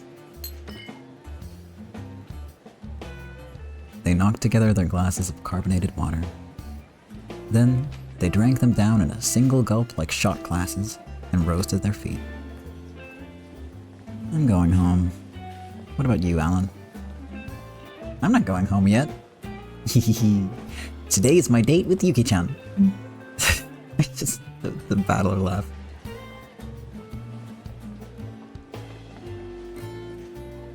It entertains me. I can't believe you still haven't opened your eyes. Going off to be your wallet again?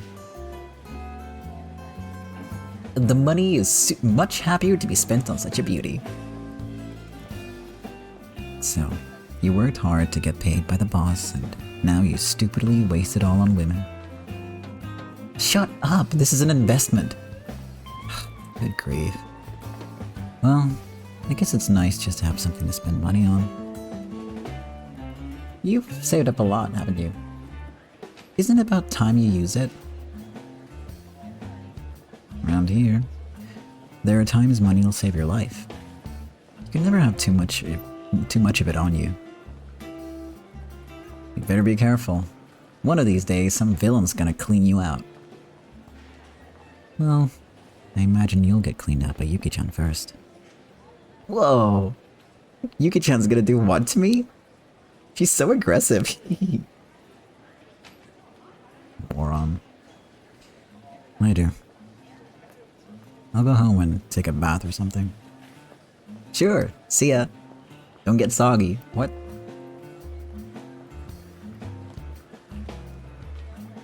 You... Okay.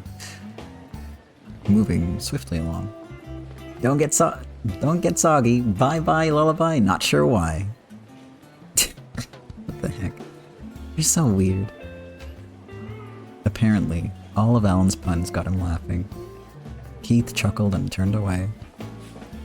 After waving to his back, Alan turned away too. Yeah, this is absolutely just super Dutch. I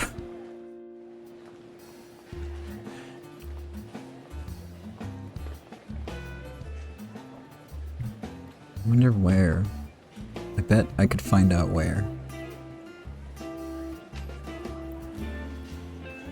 They were a pair of irreplaceable partners who acknowledged each other's skills. It could be one of those, like, made in the image of villages, because I know there's, like, Dutch-looking villages, like, around the world. So, it doesn't have to be, like, literally from the Netherlands, but the architecture is super duper Dutch. Anyway, I'm getting so distracted by this.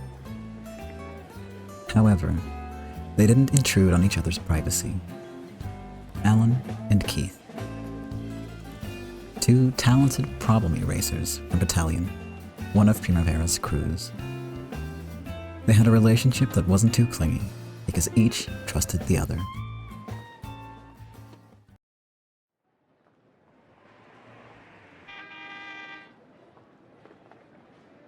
The streetcar stopped, and several people coming home from work poured out. It was getting further into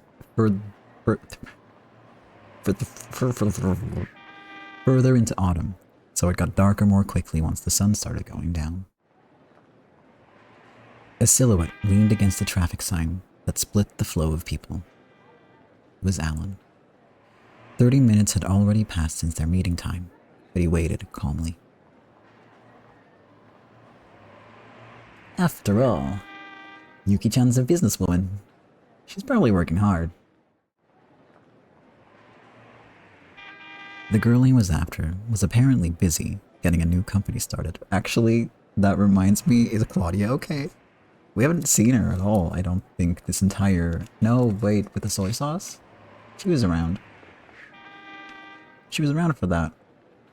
Briefly. But we haven't heard from her since. I hope she's okay.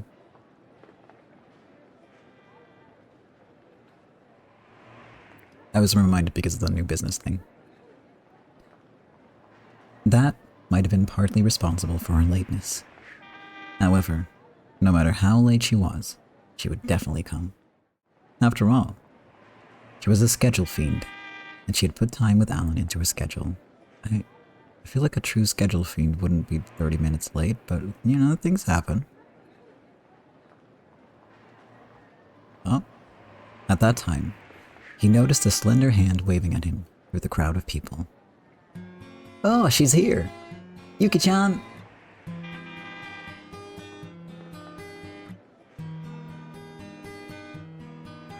What is this outfit? I'm sorry, I'm always baffled by the fashion. Or lack thereof in some cases. Like, you know, Wayne.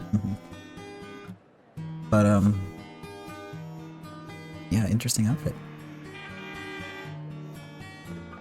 How does this structurally work with the red thing hanging off her shoulders like that?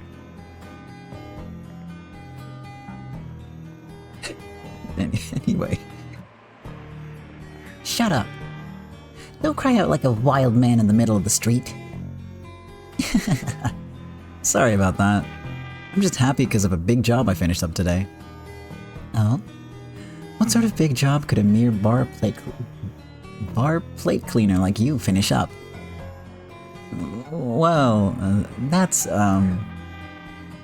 I just cleaned up some of the city's trash. Cleaning up trash is a big job? Was there a massive pile of trash or something? Nah, that's enough about me. Congrats on finishing another day of work, Yuki-chan. I'll bet your schedule is packed again, right? No problem. It keeps me busy, But it's worth the effort. still, it's all meal meetings with big shots from somewhere or other. It makes my shoulders stiff. Well, keep it up. I found a place that's just perfect for relaxing after a day like that. Very good. You really are useful. You have my praise. Your gracious words of honor? No, your gracious words of praise honor me. Very well, young Miss Yuki. Allow me to introduce you to this evening's special restaurant. Her name was Yuki, which means snow. It would have been romantic if they had met when it was snowing, but unfortunately, their first meeting was of a fairly disappointing sort. While riding a streetcar, Alan was mistakenly suspected of molesting a young American girl. However, since he didn't speak English, he didn't have a clue what was being said.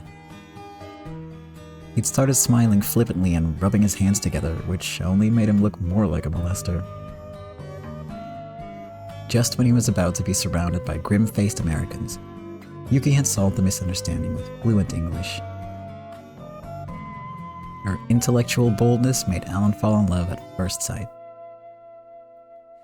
He'd followed her around obstinately until he succeeded in getting her phone number. Don't do that, Alan. Don't do that.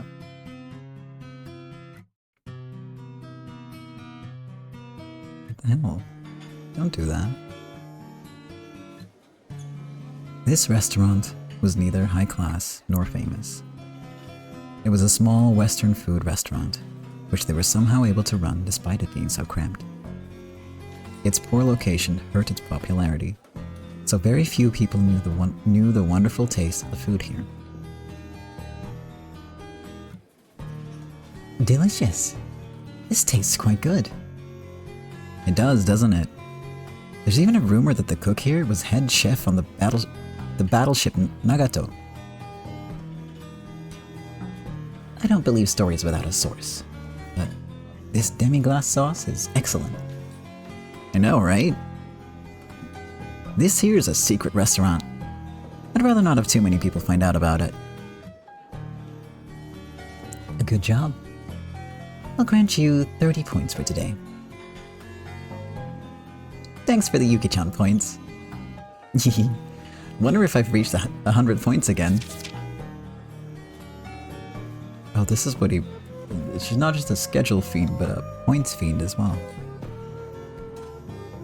By my records, you're at 88 points now. Your reward will have to wait until next time. Yuki-chan points were worth a reward every 100 points. That was how he'd gotten the privilege to learn her name, learn her phone number, and ask her out to meals. That's efficient, I guess.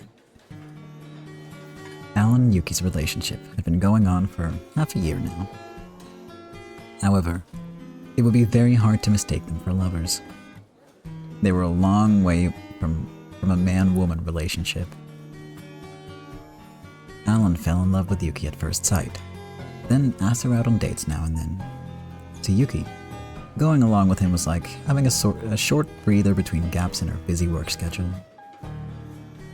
It looked like she was taking advantage of Alan being crazy about her, but even Yuki wasn't indifferent towards their relationship. It was quite a fashionable relationship. More than friends, less than lovers. Yuki didn't speak about it in detail, but she was apparently the daughter of a wealthy person. She was a talented woman who'd been studying abroad in England since before the war, learning about management. Apparently, she'd just come back to Japan after a long absence. So, even though she was fluent in Japanese, she seemed foreign somehow. Because she'd learned about gender equality, she was able to boldly and clearly state her views without being afraid of anyone. Her resilience was no weaker than the ladies of the evening, but you could easily tell that she had been brought up well. All of that put her right in the middle of Alan's strike zone. My job? Told you before, haven't I? I heard you were trying to start a company having to do with trade or something. That's not what I meant. I was more interested in what sort of work you do every day. What should I be the only one to tell? If you'll start with some stories of your hard work as a barback, I'd be willing to talk about my job a little. My job? I don't have any interesting stories at all. You don't have any thrilling stories? Like having to clean up the vomit and excrement of a dead drunk customer, or taking trash out to the dump, only to have swarms of black, unidentifiable insects start crawling about? That'd be way too thrilling. Still, I love the way you casually say stuff like that with an intellectual face. That harsh side of her was also apparently in Alan's strike zone. Alan had told her that he worked as a plate washer at a certain bar. Of course, that wasn't true. He was a brawler who took all sorts of fighting-related jobs within Battalion's turf. After the soy sauce war, it was generally agreed that one of Primavera's problems was that fear of them as a violent organization hadn't penetrated into the people. Primavera had put a lot of effort into improving its bodyguard trade, so that establishments that paid money to Primavera were more aware of the protection they offered.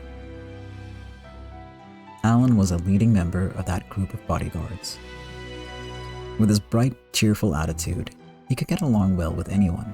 He didn't ruin the store's atmosphere. Just tell her you're like a bouncer or something then. Also, he loved brawling and resolved issues with a positive attitude that was almost like a festival. The strange thing about Alan's brawls was that even the people he hit started feeling like they'd been drawn into the festival, so they didn't hold a grudge. But even that was his public-facing side.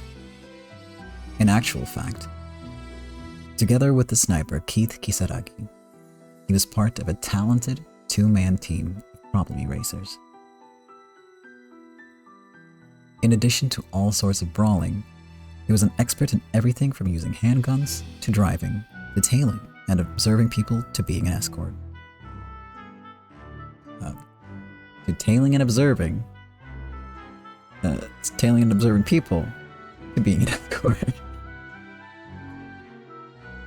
Reading is hard. Since most issues were resolved thanks to Keith's genius sniping ability, Keith got most of the credit. However, Keith was aware of the fact that he was a sniper with no other skills. Keith's ability could only be fully wielded thanks to many sorts of assistance from Alan, including information gathering and observing the surrounding area while Keith was sniping. Because Keith understood that, he trusted Alan immensely as an irreplaceable partner. Their boss, Maurice, understood this too. So, he always had the two work together. No prey could escape after being targeted by these two. Yeah. Like I could tell her that. Yuki has no connection to the criminal underworld. If I proudly talked about my job as a hired killer, she'd probably never speak to me again. Oh well. A person from the world of the night's fallen in love with someone from the world of the day. No getting around penalties like this. It's interesting to hear stories from laborers. It's always interesting to hear about a world you know nothing about. Anyway, I made up a funny story about working as a barback. It was cute how she easily swallowed that urban legend about hired hands getting bossed around. If she found out I was lying, it'd be terrifying later. So I came clean and she laughed out loud. Okay, looks like it's my turn. You wanted to hear stories about my day-to-day work, right? Yeah. I want to hear about how you give it your all. Unfortunately, I'm not confident I can find an interesting story like yours. It can just be something you did today. Anything's fine. Today? Well, I did have lunch with some mafia folks. Mafia? Which mafia? And that's a secret. Well, they were just your basic bosses in the criminal underworld. You work with people like that? Don't misunderstand. It's not like I'm a member of the criminal underworld myself. Mafias are basically groups of ostracized dropouts, right?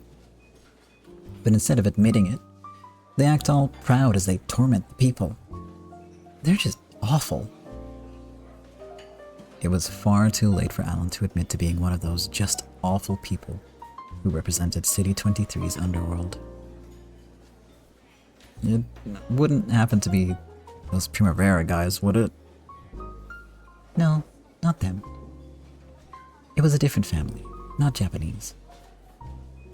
Though, I do have a meal meeting planned with those bosses from Primavera in the near future. I've heard their boss is a young woman. I'm sort of looking forward to seeing what sort of character she is.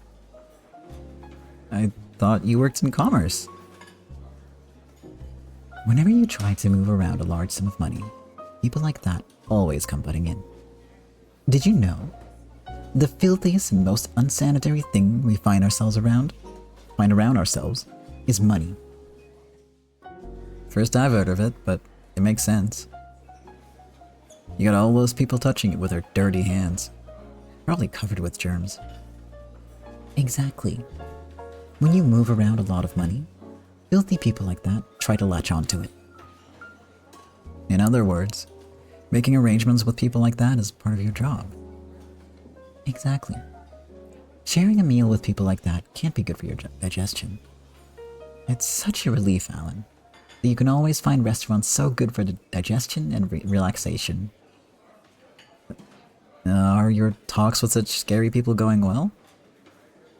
They aren't threatening you or anything, are they? Alan's gaze grew slightly sharper. Normally, it was okay for him to be a noisy, frivolous man. However, these underworld people she was complaining about were probably from his realm. Thank you for your concern, but nothing like that has happened. They're just sensitive to the scent of money. Once they realize they stand to earn more by working with me, they start acting like gentlemen. After that, they're like lonely puppies, easy to tame. Ooh, nice going. Can't believe you've got them by the nose. But they're still members of the criminal underworld, right? Probably best not to underestimate them too much, yeah? Thanks for the warning. Still, though I may not look it, I'm used to that sort. This brave woman boldly stated that she wasn't afraid of the criminal underworld.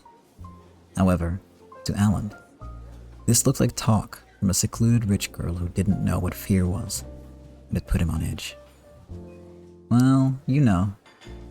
I may not look it, but I think I might be pretty reliable in a tough spot. So, well, you know. If you get in a tough spot or something like that, you just gotta talk to me and I'll go all out, okay? No, thank you. I'm not so irresponsible that I'd ask someone else to help me recover from my own mistake. When a woman makes a mistake, it's normal for a man to cover for her. And that sort of thinking is exactly the same as a woman abandoning her rights of gender equality. Sorry. I definitely didn't mean it like that. I just... I'm just kidding. Thanks for your kind words. Being unable to accept feelings like that is a fault I need to overcome.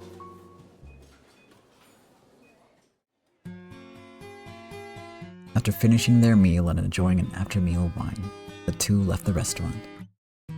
The bill was always Alan's responsibility. At first, Yuki had asked to split the bill for the sake of gender equality. However, Alan had refused to back down on this one point alone. In the end, Yuki had agreed, but she still seemed unsatisfied to be relying on him completely for the bill. I want to stop by this place again sometime. I like the atmosphere. Ah, really? Then I'll get a reservation as soon as you've got time in your schedule. I'll contact you once my schedule's set. After that, I'll be counting on you. Until now, you've been choosing the restaurant, so you've been handling the bill as well. But I chose this time, so I'll pay. Come on, you don't need to worry about that. It's fun to treat you anyway. It is, isn't it? So, it wouldn't be fair to let you have all that fun to yourself, now would it? Alan was more and more hooked by this cool side of her. When they went outside, night had completely fallen. Except for the drunks who still hadn't had enough, it was time for ladies and gentlemen to head home. This restaurant was a secret spot after all, so the street was on the lonely side. If they wanted to call a taxi for her, they'd probably have to walk to a larger street.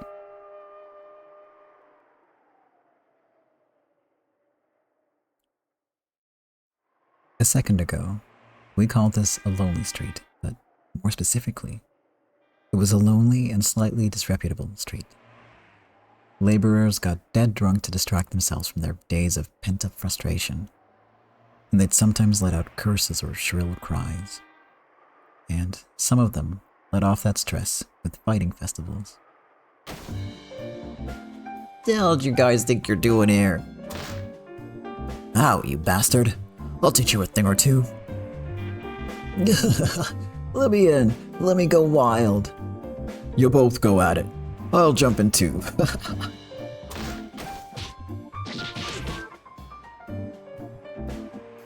What on earth is that? That's a bunch of drunks fighting. It's like a local attraction in the old downtown district.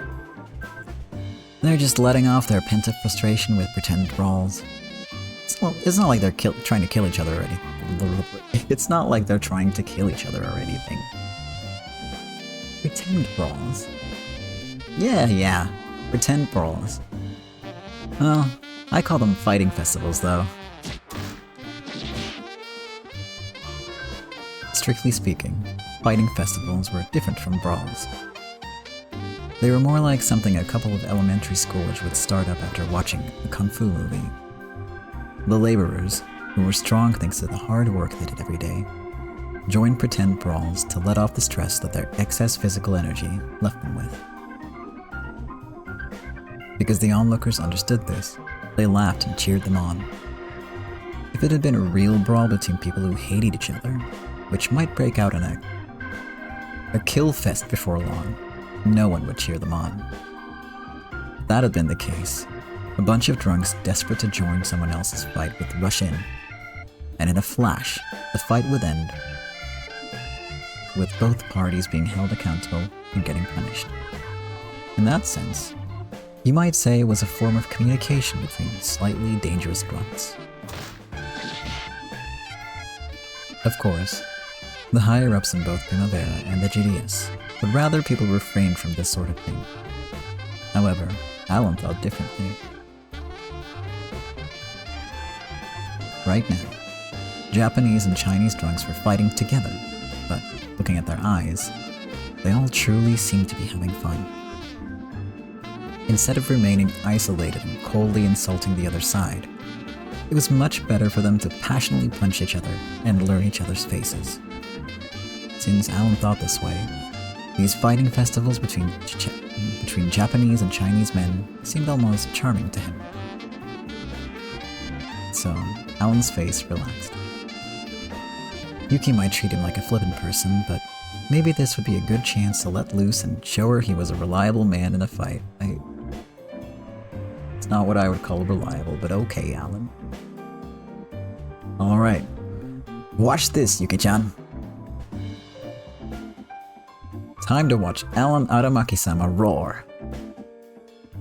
Just as Alan was about to roll his arms, Yuki turned to look at him with an incredibly scorn-filled gaze.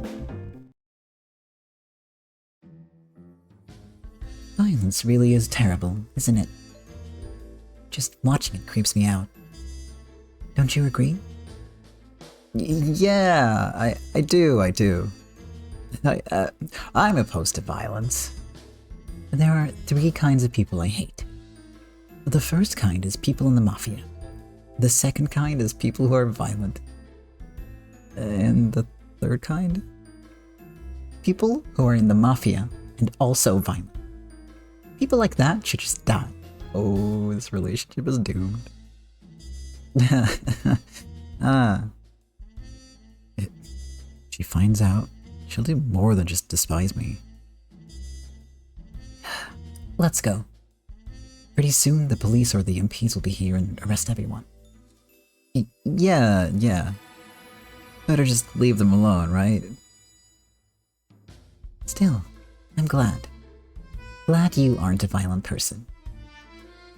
Hypothetically, if you'd taken an interest in that drunken brawl? Really? In that drunken brawl and said you wanted to join in, I'd have scorned you for life.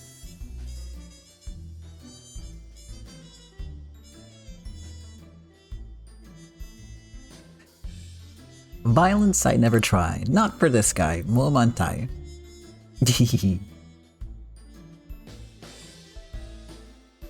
Oh, you speak Chinese, Alan? No, not at all. While somehow managing to change the subject, he ignored the people fighting and walked past them. I was just gonna say, one of them is gonna recognize you.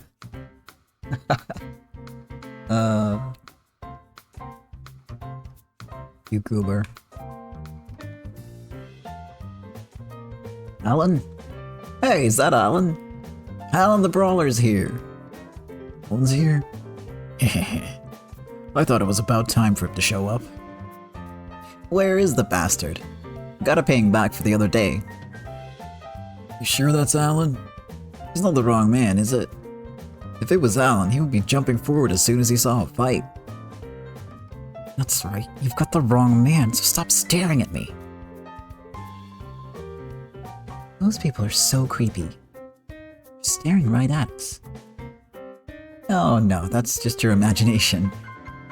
We'll get drawn in if we meet their gaze. So, let's go. Off we go. Drat. I think I left my compacts in the washroom of that restaurant. Oh my god. Sorry, Alan. I'm going back. Yuki hurried back down the path they'd come by. Once more, she walked by the group of fighting men they'd finally passed. Well, it definitely looks like Alan. That is Alan, isn't it? Hey, Alan. You're Alan, right? Are you acquainted with those fighting drunks? Of course not. I would never be acquainted with such violent people. But they're calling you by name. Alan's a common name. They've mistaken me for someone else, definitely. If we don't hurry back to get your stuff, someone else will take it. Saying this, Alan pushed Yuki's back. The fighting men, now certain that this was Alan the Brawler, looked confusedly at this strange behavior. Of course, none of them imagined that Alan the Brawler would be delicate enough to avoid a fight just because he had a woman with him. Hey, Alan. What the hell are you ignoring us for? What's with him?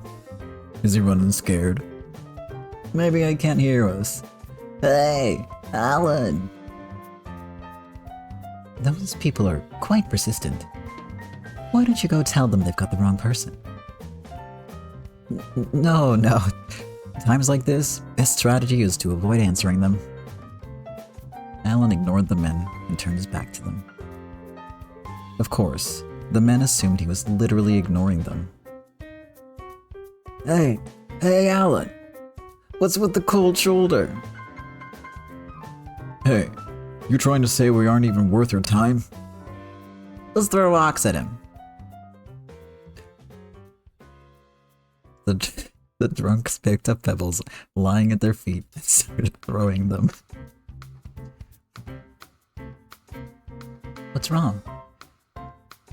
You've been acting strange for a while now. Me? I always act strange, right? That's true enough. We better hurry. I like that compact. I'd hate for someone else to take it away. Smiling and ignoring the rocks and bits of trash that were hitting him in the back, Alan arrived in front of the restaurant they just left. The men seemed to be considerably let down by Alan ignoring them. They were still throwing stuff. Damn them, getting all cocky when a guy's unable to pick a fight. I'll be back soon. Will you wait for me? Of course. Please, take your time. He's finally coming over here. What's with you, Alan? Hey, where'd all your spunk go? Hey, Alan the Coward. Did you leave your balls at home today?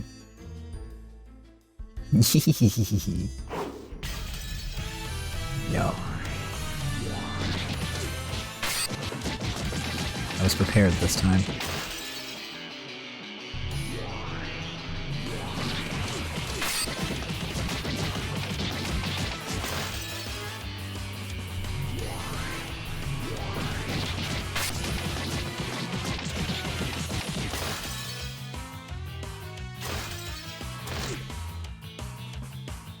The moment Yuki disappeared into the restaurant, Alan the Brawler unleashed his lightning-fast fists on the drunks. Can't you tell by looking? Damn you! Taking a pass when a guy can't pick a fight. Now there's our Alan the Brawler. Okay, now it's our turn. Yeah, that's our brawler. Fight, fight. Oh, I'll fight alright. Now, which one of you wants to go flying first?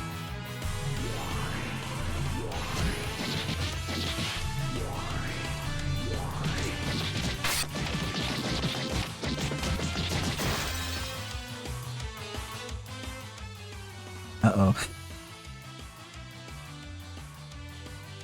Hey, Alan. Thank goodness one of the employees was holding onto it for me. That's great. Why are you breathing so hard? Huh?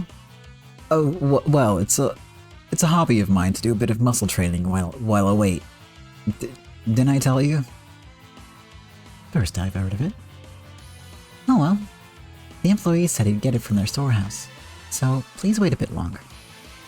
Sure, take your time.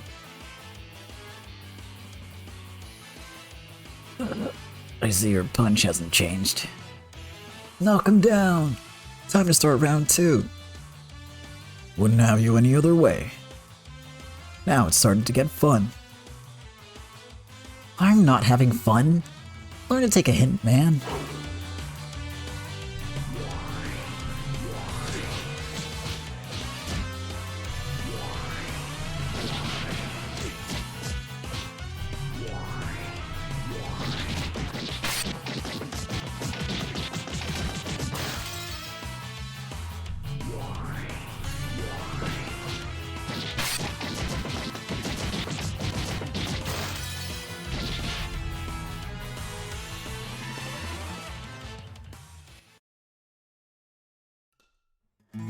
Sorry to keep you waiting, Helen. What happened here? It looked as though a typhoon had passed in front of the restaurant. Trash cans were turned over, and there was a pile of men lying on the ground. Well, they said they wanted to join in on my muscle training, so I showed them how, and they've already run out of gas. Sheesh, you guys really need to work out. You'll never be popular with the ladies like that. I hate machos. Oh, really? How convenient. I'm not bulked up at all. Wait up, Yuki-chan. I'll walk you to the taxi stand. This guy.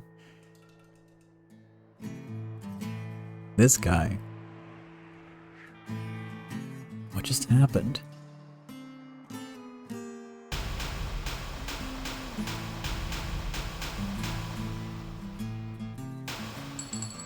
Not bad. Did the deer always have glowing red eyes? Or is it just me? No, I mean,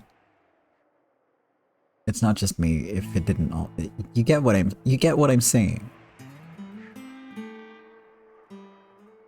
New high score, silver deer with glowing red eyes and 2 rifles, 1949. Oh my god. I genuinely keep wondering, like, when are we done with this season? It keeps going, it keeps going. It just keeps going.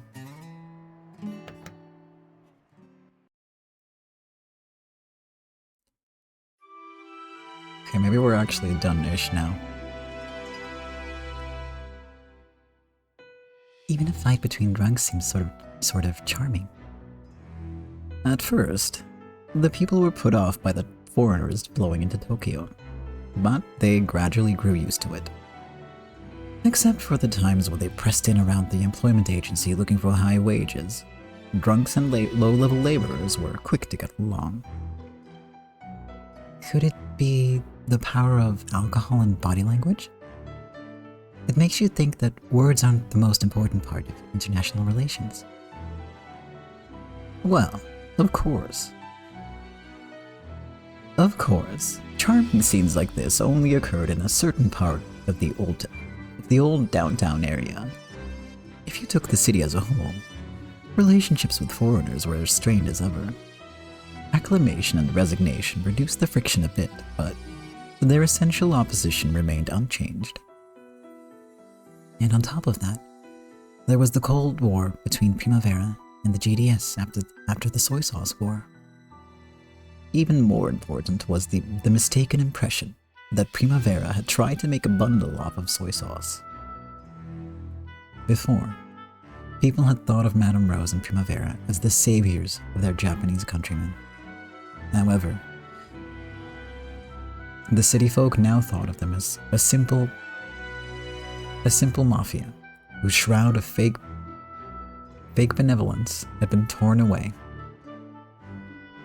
Though the city folk had once sympathized with Madame Rose's noble ideals, ever since the soy sauce war, businessmen in the Japanese community began to distance themselves from the mafia called Primavera. If the Japanese wanted to protect their culture and goals, it was essential that they first establish a self-sufficient basis for their lifestyles. They urgently needed to rearrange the frail foundations of their distribution system, which Wang had been able to take over so easily. As has been stated before, when a distribution system's scale grows larger and larger, those controlling it have a bigger and bigger advantage when making deals. Madame Rose wanted to make the distribution network of the Japanese community in City 23 more firm by uniting it into one. However, in a complete reversal of their attitudes until a year before, the reactions of the businessmen were unenthusiastic.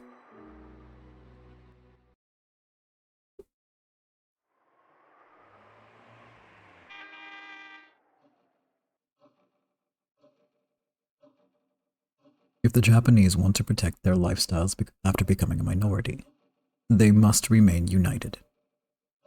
As merchants, you should know better than anyone else that both money and people become stronger when gathered together in a bunch.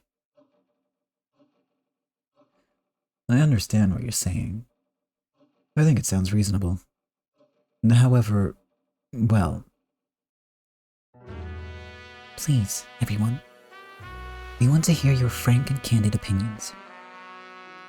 Our consigliere, Richard, has just stated what our ideals are. There is no way to protect the post-war Japanese community except unity. We did manage to stop I'm sorry, Rose.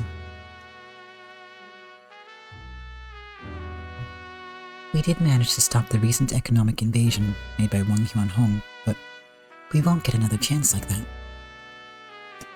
The war via soldiers has been concluded, but the war itself hasn't ended at all. Foreign businessmen will probably start by offering you deals on advantageous terms. However, once they've swallowed you all, their attitudes will change abruptly. Forgive my rudeness, but I believe some among you have already complied with these strategies of theirs. Well, you did ask us for our candid opinions, so allow me to be frank. Please do. We have never forgotten the tyranny of the Caleb era, nor the debt we owe you from releasing us from that. Of course, we don't intend to forget that going forward either. Thank you very much. But of course, we have no intention of demanding anything in return for what we did. No. We understand your heart well, Madame Rose. We understand, but we are merchants, and, well, you of Primavera are not. We're extremely grateful for your protection, and we're not unwilling to pay you in exchange for it.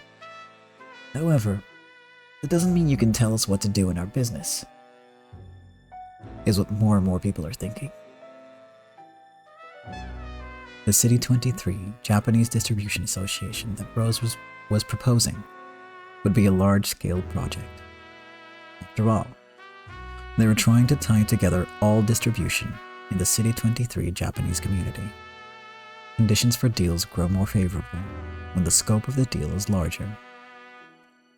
If they could all join together, they could form a massive business partner that American merchants and the occupying forces wouldn't be able to ignore, to say nothing of Chinatown. And by setting up a balance of purchases between America, China, and Japan, they could avoid becoming dependent on any single camp. If they could succeed in that, they'd be able to prevent a recurrence of the soy sauce war. However, bundling everyone together would require an unprecedented revolution. Bundling distribution together would be the same as bundling all merchants together.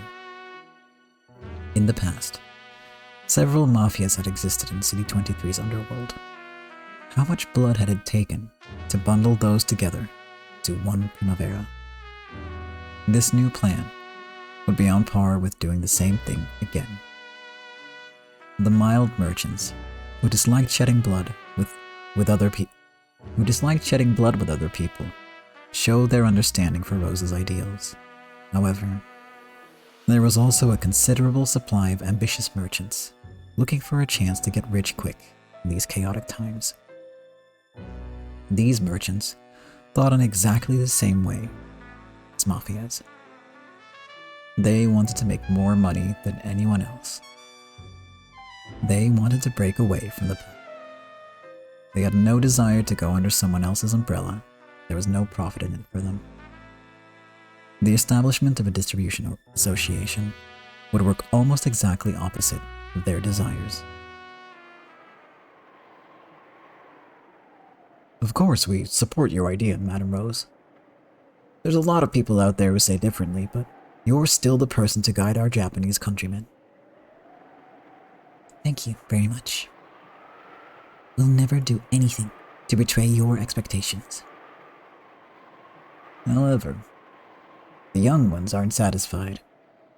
Those of us who were doing business since before the war prize local connections above all else. That's why we can understand your position, but...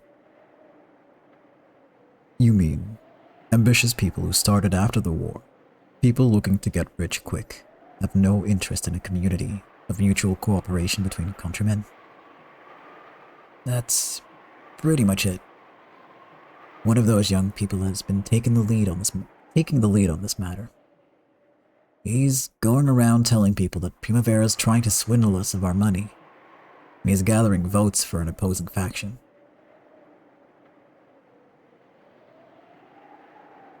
If he's spreading around a misunderstood version of our true intentions, that certainly is troublesome.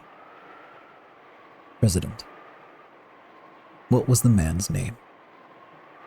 His name? What was it again? Pretty sure it was Davis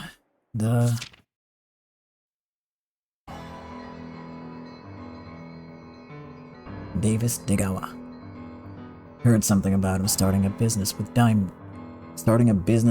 he plundered from the battlefield.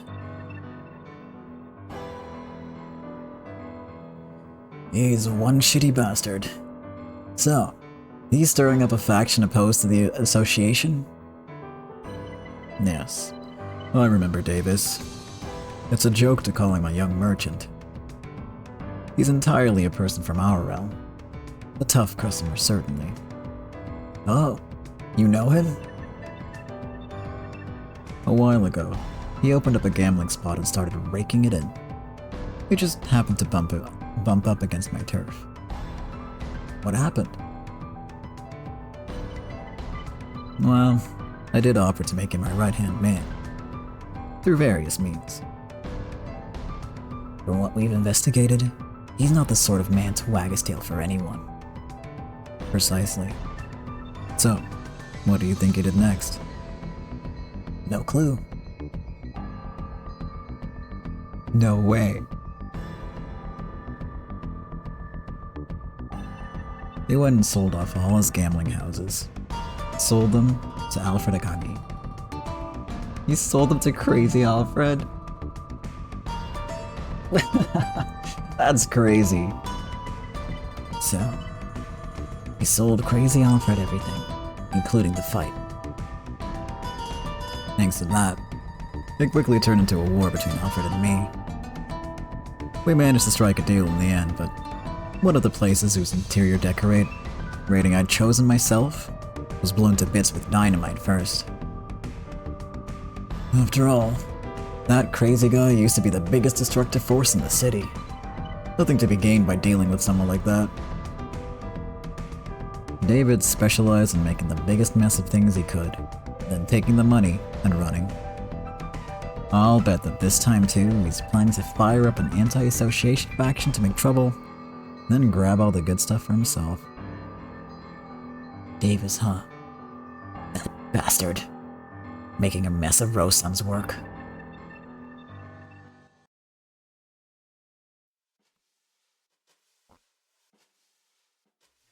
Oh my god, it just keeps going.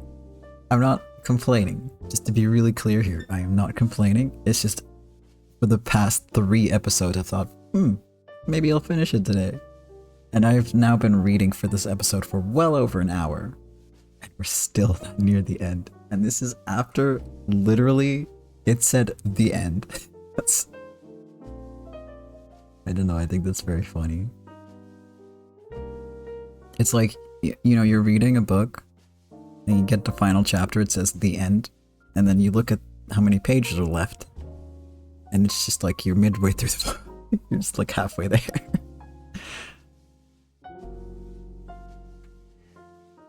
The states are the leading members of the capitalism camp. There's no problem we can't resolve with money. So, Excuse me. so, it won't come cheap after all. No helping it. At least they're willing to let bygones be bygones. I remember how they came crying to me when Primavera started dealing only with Japanese merchants. Sure, let's just roll with that. America, China, and Japan.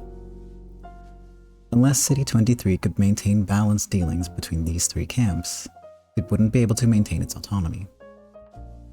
However, there was a lot of bad feelings between American merchants and Primavera.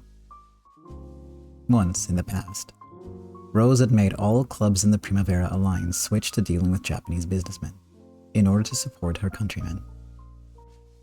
In other words, all of a sudden, many foreign businessmen found that their deals with Primavera had been ended. That had dealt a heavy blow to American merchants, who had made particularly large deals with Primavera.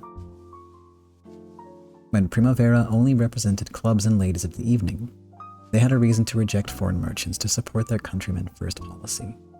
But now, when they had the grand goal of stabilizing distribution across City 23, their past was coming back to bite them. Though they were able to wipe the slate clean with Butler as an intermediary, those merchants were demanding compensation for their losses and guarantees for the future.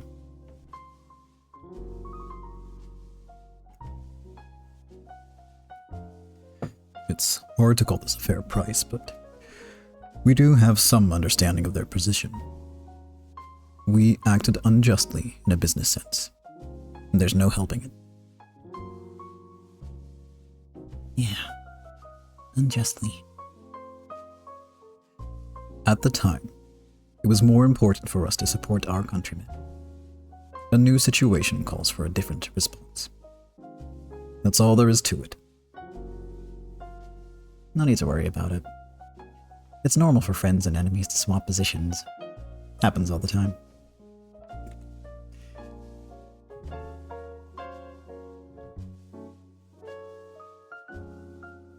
It's common in the world of adults.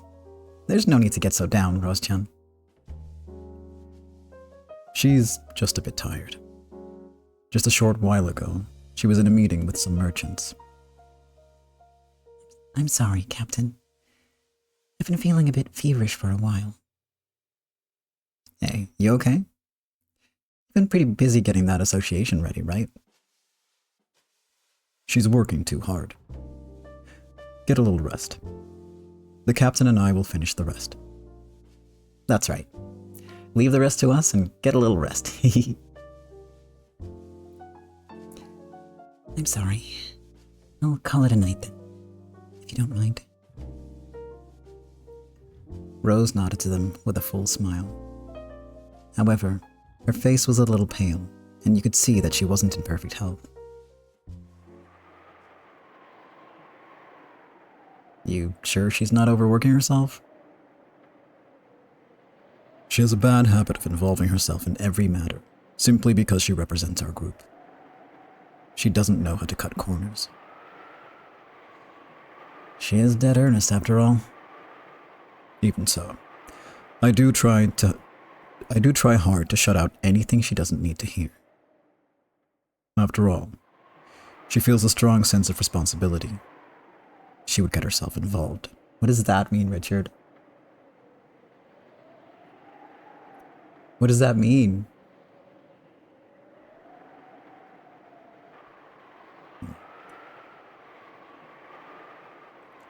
Concerning. If Rosejun goes down, Primavera's finished, right? I think you'd better work a bit harder to shield her. Of course. She sets out the policies, and we focus on practical business. There's more to supporting her than simply standing by her side and offering advice. In the future, I plan to step forward more proactively, taking the lead in Primavera's management.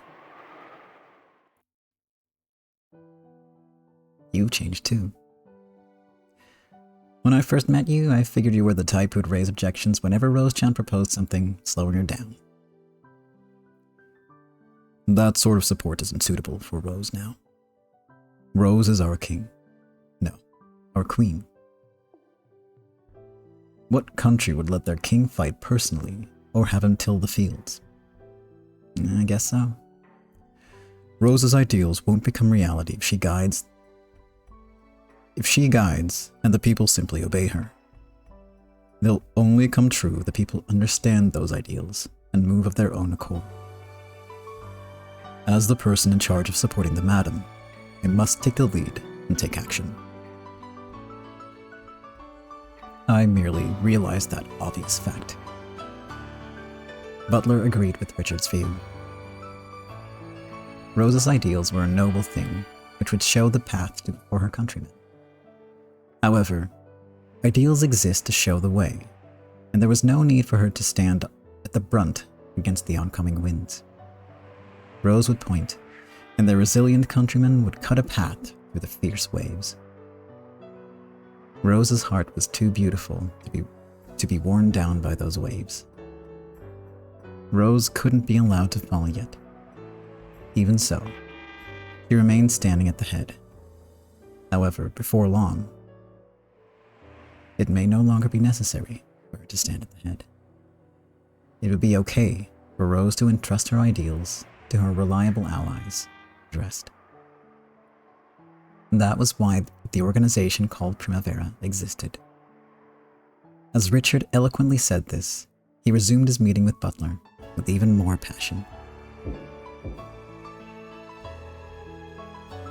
We have not seen Stella in so long, it feels like. I think it was maybe 2-3 episodes, but it feels like forever. For me, it was a lot longer than for you, so that probably explains it.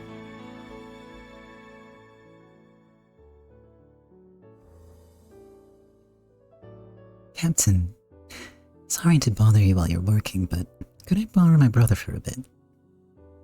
I don't mind. I was just asking I was just thinking of asking for a soft drink. A soft drink? Oh, like in a soft, as in not a hard drink. I see. Is that where the term comes from? If you ask for a soft drink, is that literally just give me something with no alcohol? That's wild to me.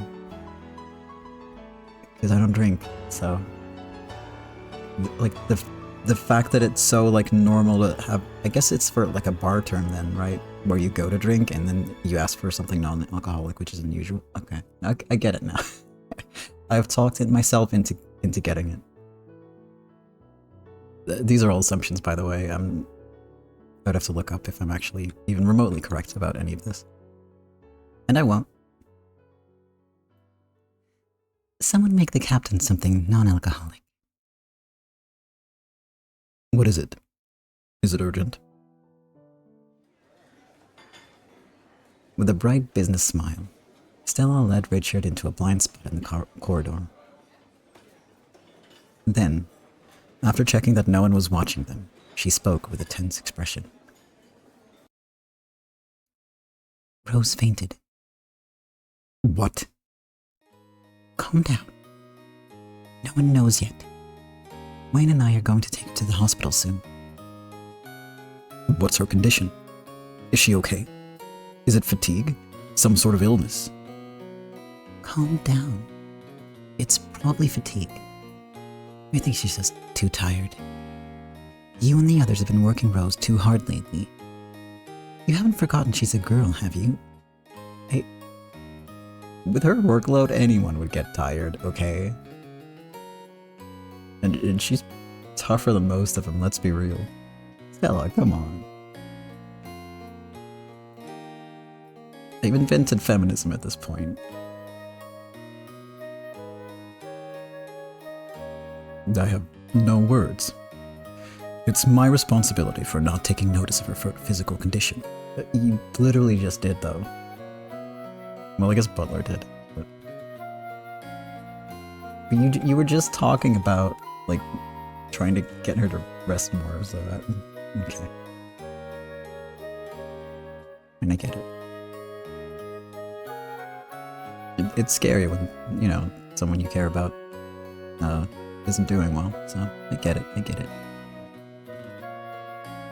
Ever since all the trouble with the soy sauce, Rose has been working every day without breaks. What on earth are you making her do? You and the others keep bringing these thorny matters to her, wearing her out. Please show at least a little concern for her health.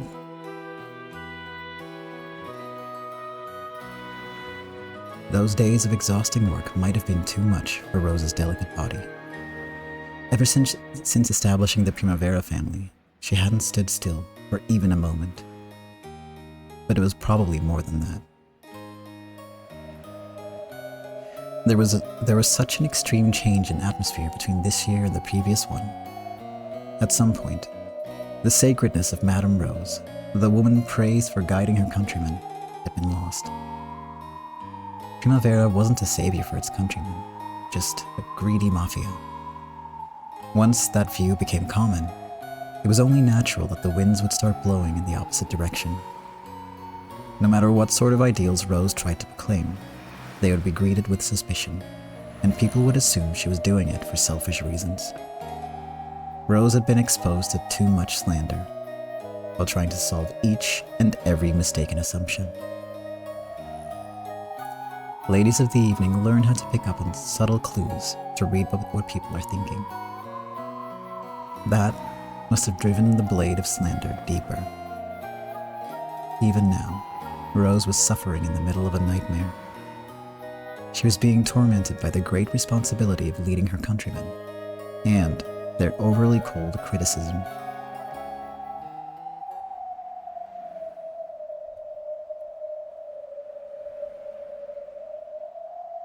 We think what she's saying sounds reasonable, but... Whisper, don't get involved. Whisper, whisper. We're poor. We aren't super rich like you. Guess this means Madame Rose has been exposed for what she really is, huh? She acted like a saint, but her mind was full of plans to make money. After all, the rumors say... Whisper, whisper, whisper. I hear you've been lining your pockets by the amount you dropped wages. Well, lucky you.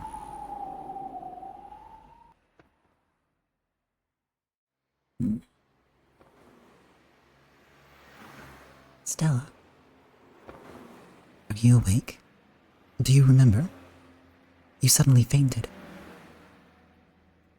Rosa, please rest.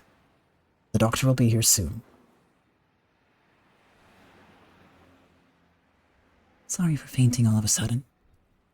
I must have worried you.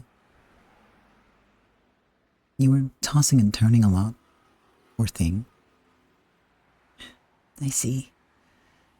Dreams are pretty strange, aren't they? You forget them as soon as you wake up. However, Stella knew what Rose had been dreaming. Even as she tossed and turned, she had been frantically trying to convince the people inside her nightmare. Hey, Rose. What is it? Recently, I finally figured something out. this ideal society you're aiming for. You aren't heading towards it by the most direct route, are you?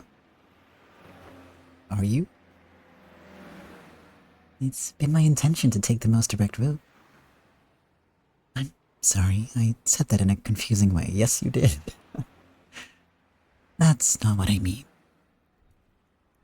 As part of taking the most direct route to your ideal society, maybe you've been trying to make something else happen first.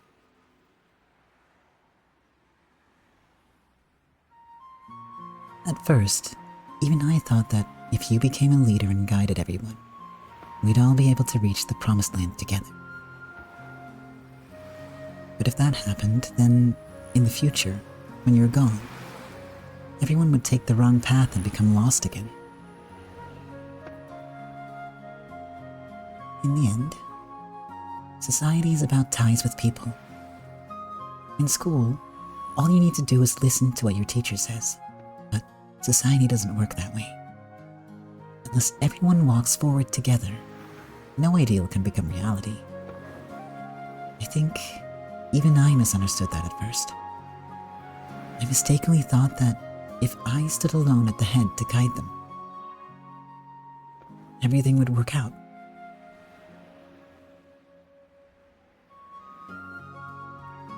We've learned a lot over these past few years. The fact that we've ended up here shows what foolish and weak creatures we Japanese are. We're always irresponsible, trying to blend in with the crowd. Anyone who stands out gets knocked down.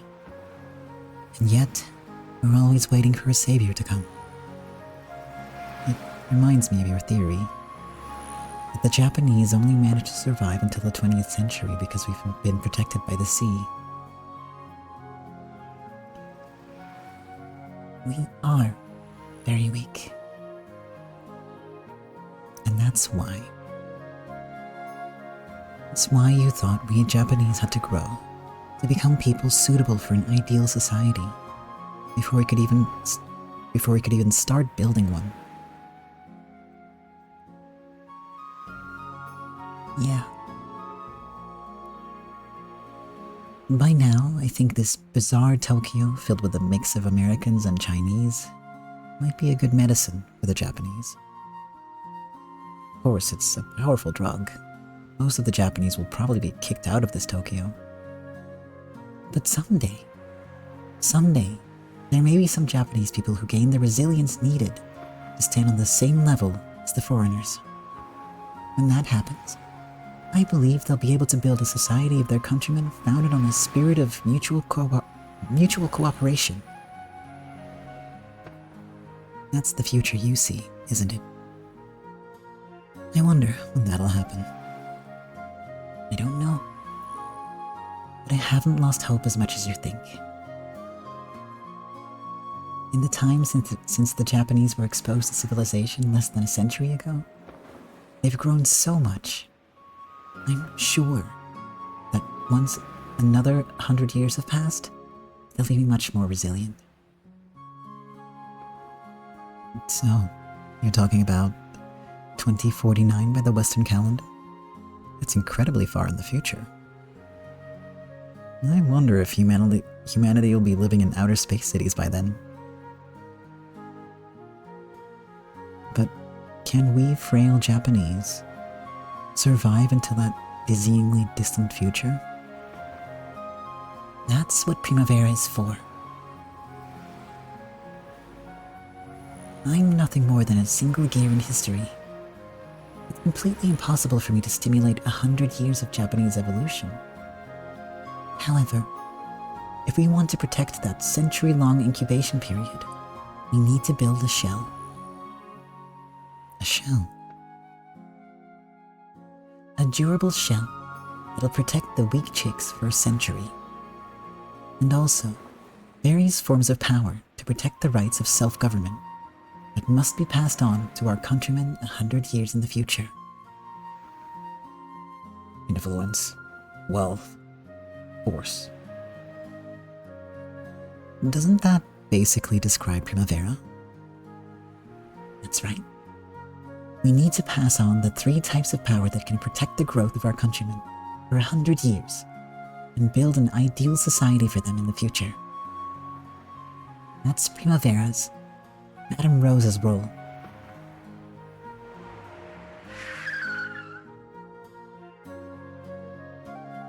We've reached the hospital. You've spoken with them, so please enter through the back.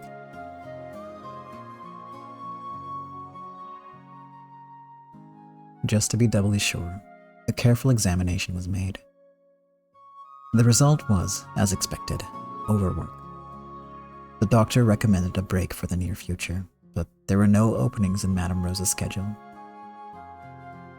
The negotiations and meetings with big American, Chinese, and Japanese merchants who held power in City 23 couldn't wait.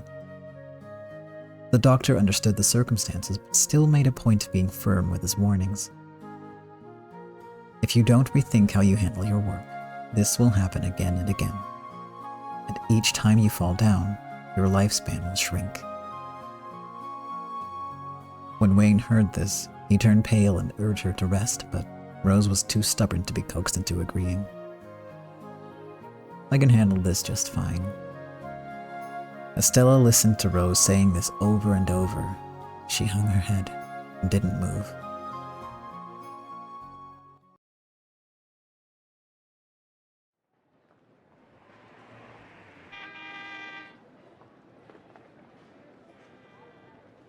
To Stella Myogi, Primavera was supposed to be no more or less than a place that guaranteed good pay for ladies of the evening. When had that changed? When had she started supporting mutual cooperation between countrymen, focusing on something as extravagant as the future of their people? In this park, which was slightly larger even than the other ones in the Japanese colony, a large group of Japanese children were playing. In their midst, her sister's son, Yuji, was playing in a sandbox. Yuji Eugene Myogi, that child, who had once been the baby Richard carried around on his back, was now a 2-year-old. Not only could he crawl, but he was walking around as he pleased and could even speak in short sentences. Maybe he was developing a sense of self as he'd entered his first rebellious stage, insisting that he do everything himself, fiercely resisting any help. Earlier, Stella had joined Yuji as he played in the sandbox, but she couldn't keep up with the 2-year-old's endless stamina. She'd slipped away while he was engrossed in playing by himself. She'd wanted to rest on a bench a short ways away, where she could watch over Yuji. A single young man had sat at the end of that bench. Normally, she wouldn't have wanted to sit on a bench with a man, even if he was sitting at the end. But she was tired, and she couldn't find a convenient bench anywhere else. Mind if I sit here? I think some of that got completely not picked up by the mic because of my noise gate. So I'm just gonna do that again. Mind if I sit here? Oh, it's Keith. I forgot which voice I did last time. I took a little break between recordings because this is gonna be a really long episode. I'm gonna chop it up into multiple chunks. I'm trying to get to the end. I don't know if it's gonna happen. And yeah, I might have to chop up the recording anyway and re-record like an intro and stuff. Purely because I don't know how much more. I have no idea where this is going. This could end in like 2 sentences, and it wouldn't surprise me. It could be another chapter, and it wouldn't surprise me. I have no idea. It's a wild story in that sense, structurally speaking.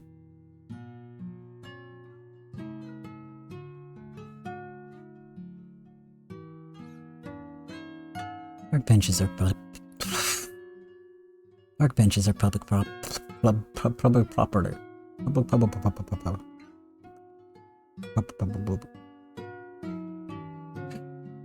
Park benches are public property. Christ. I'm having a really bad day when it comes to the reading, so apologies for a sudden decrease in quality, shall we say. And a lot more stalling.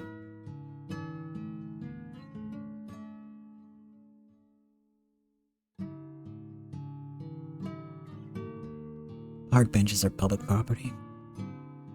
No need to ask my permission or anything. No? Could you be Stella Mayogi? Pardon me. Have we met somewhere before? Yeah. I'm with Primavera. Member of Battalion. Oh, one of Maurice's crew. Still, I wonder where it was we met. I'm sorry, I don't remember. Nah. Don't worry about it. We're low-level soldiers after all. Not the sort of people the 7 heroes need remember. Hey, enough of that 7 heroes business. It's embarrassing. The other day, Stella had sent a request to Cyrus for some bodyguards to quell some trouble brewing in her faction's club. Since that was right in the middle of Battalion's territory, their boss, Maurice, introduced a set of bodyguards to her, with Alan the Brawler at the head. Apparently, Keith had been a part of that group. Thanks for your help back there. The girls were delighted when you came dashing in so quickly. It's my job. I paid for it after all. What are you doing here? Here to meet up with my partner. So, you dropped by to play with your kid or something? Ah, my bad. Shouldn't speak so casually to one of the 7 heroes. That doesn't really matter. I'm not the sort of person you need to speak formally to. Still, it's surprising. Didn't expect you to have a kid. He's the child of my dead sister. Brother and I are raising him.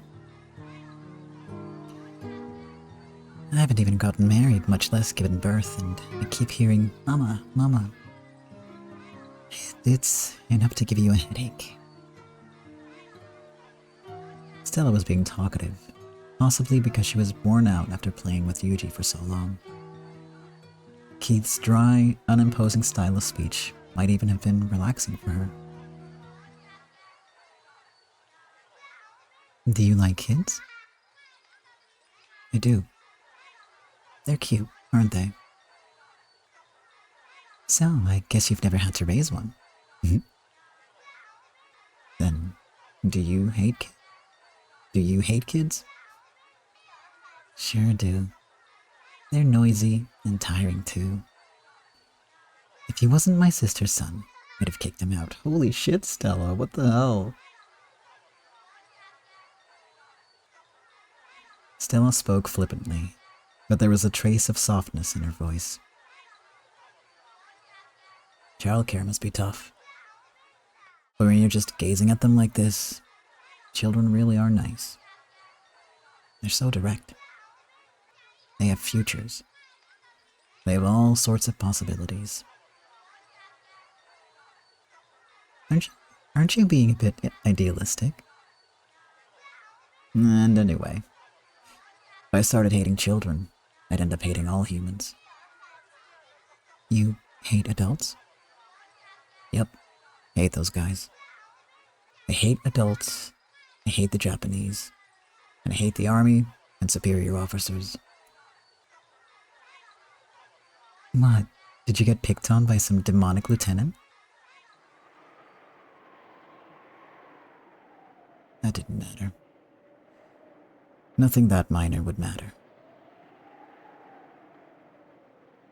By the way, aren't you hot? Huh? This?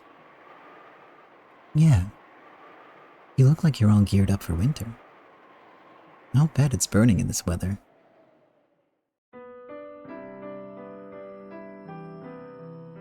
I was in Siberia. It's one of those mental scar things. Even in the middle of summer, whenever I feel a breeze at my neck, it's like my whole body feels frozen. Siberia? You were in a prison camp there. Poor thing. I hear it's incredibly cold there. It gets about minus 30 degrees Celsius there during the winter, I guess. It's harsh, but you get used to it. I imagine that just means that the people who didn't adapt never came back. Well, you have plenty of Russian people living their lives in that cold. You make do. That's not what's really harsh, though. So, the Russian guards were rough after all? It's normal for the enemy to be rough. It's normal for the cold to be rough. There's nothing too painful about normal stuff. What's really painful is not the enemy, but your allies. The Japanese were harsher. The Japanese were...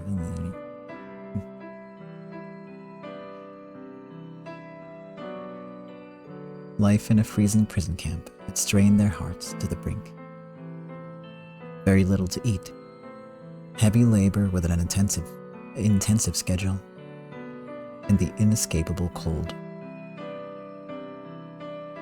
Moreover, that burden wasn't distributed evenly across the prisoners. Even after surrendering and having their rank insignia stripped, their hierarchical relationships remained when they became prisoners.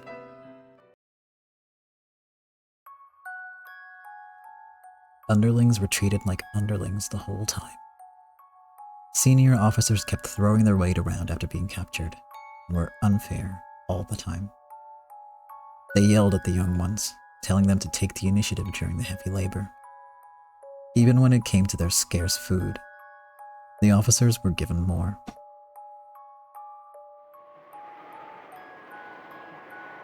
Malnutrition, cold that could freeze the blood, accidents during heavy labor, swindling the underlings without a second thought. Some of the officers even tried to suck up to the Russian troops, selling out their comrades for better treatment.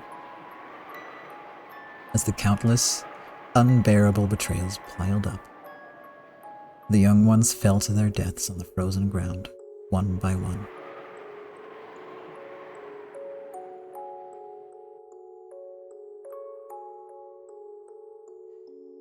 Help each other in times of trouble, my ass.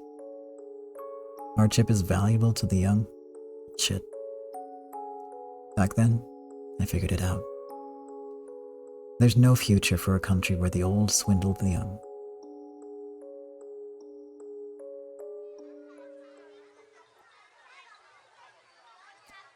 That's why I hate Japan.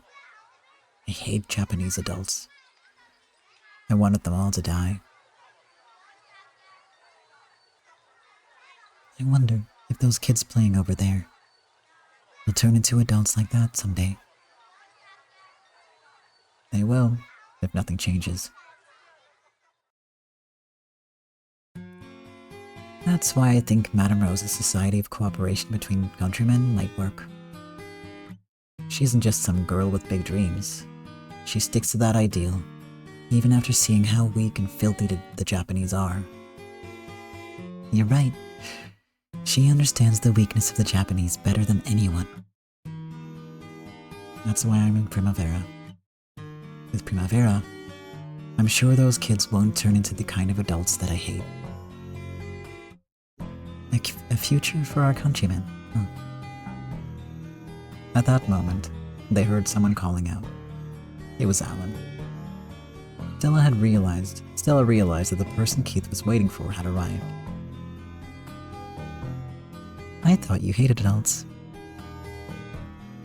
Alan's the only one who didn't betray me. That's why I'm alive. That's why I'm here.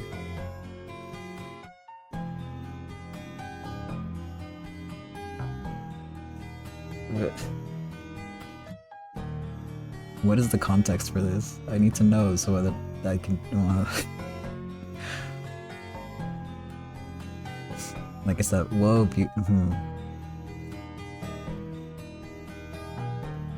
Okay, yeah. That was the context that I thought it would be in, yeah.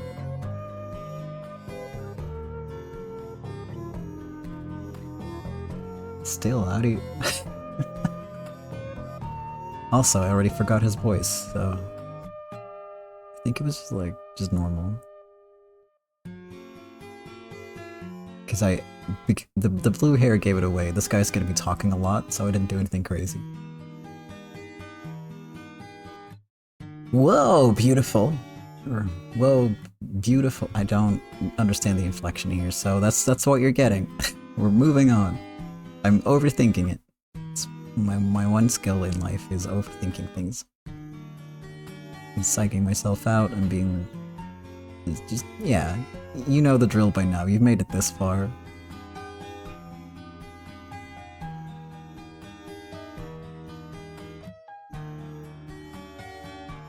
Hey, what's going on what's going on here? When did you... I generally cannot read today, and I cannot say things today either, so that's a killing combo. When'd you ever get to know a beauty like this? You've met her too. Did you forget? Huh? Where? Where? To think I forgot the face of a beauty like this. This is the greatest failure of Ellen Aramaki's life. See you later then. Let us know when you need a job done. We'll be waiting. I'll work hard to make sure nothing happens that forces us to call you. Well, that won't do. We wanna earn a whole bunch and make it big.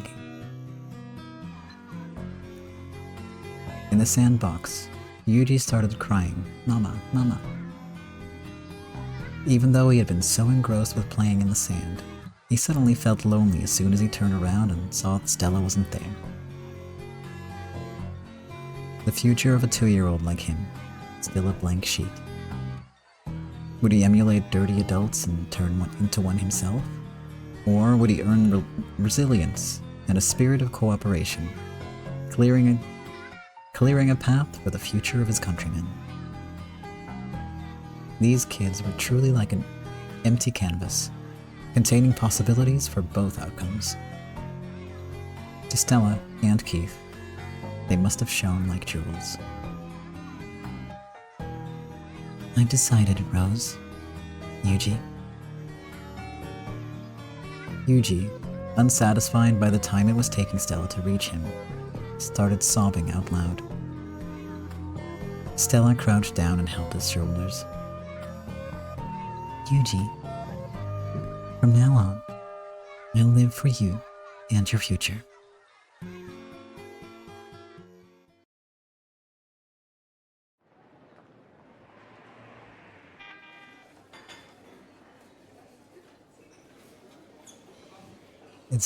It just keeps going.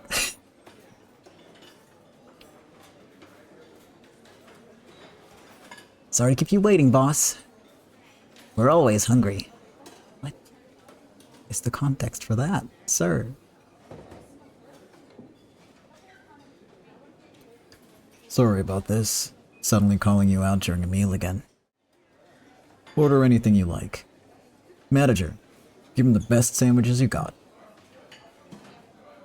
Oh, I'd like mine without bacon.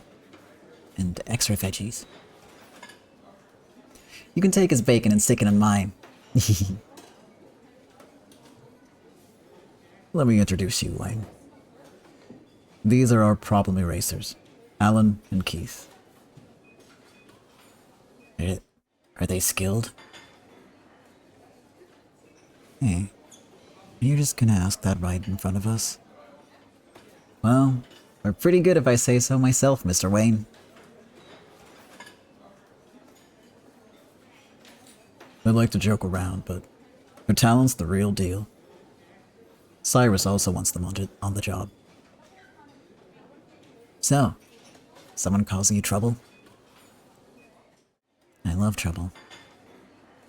Of course, that'll come with a bonus, right? If you succeed. The Grand Boss said he'd be generous. Understood. I'll handle information gathering. You can deal with carrying it out. Our Oliver will investigate. He's a man you can trust. Oh, he's moving up in the world. A pleasure to meet you. So, are you skilled? Come on, don't say that. Right. Your target is Davis Degawa. He's the source of the headaches ailing our madam. Thanks to him, her makeup's in a fix and it's got her in quite a bad mood. He's gathering up those people who don't like the distribution network, planning to make a fuss. Oh yeah, they're just gonna straight up yeah, okay, I remember. I remembered his name, but not the exact situation surrounding it. I'm just gonna stop talking in between, I think, because it's a disaster today. I can't pronounce half the alphabet anymore. Oh no.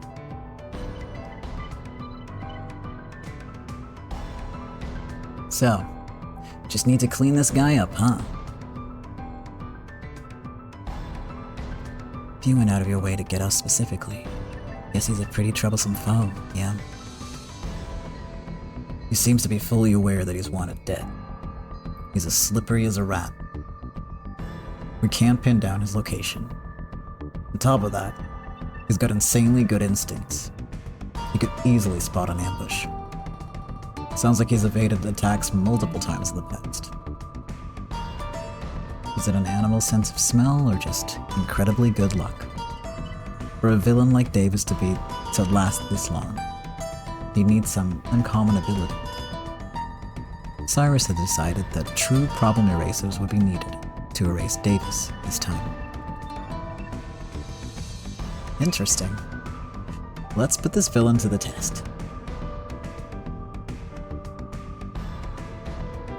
Can't wait to see if his instincts can spot a scope poking out of a curtain 500 meters away.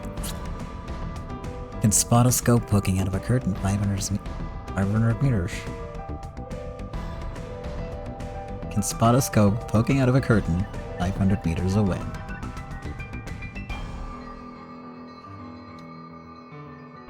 We know he's hiding somewhere in City 23. Finding people like him is our specialty. The stink of a villain can never be fully hidden, and there's no doubt we'll find it. So, it'll be a race to see who can find him first. We aren't the only ones with a keen nose. He's a rat, so leave it to us rats to find him. Thought you were a dog now, Oliver. Or a wolf? I can't remember.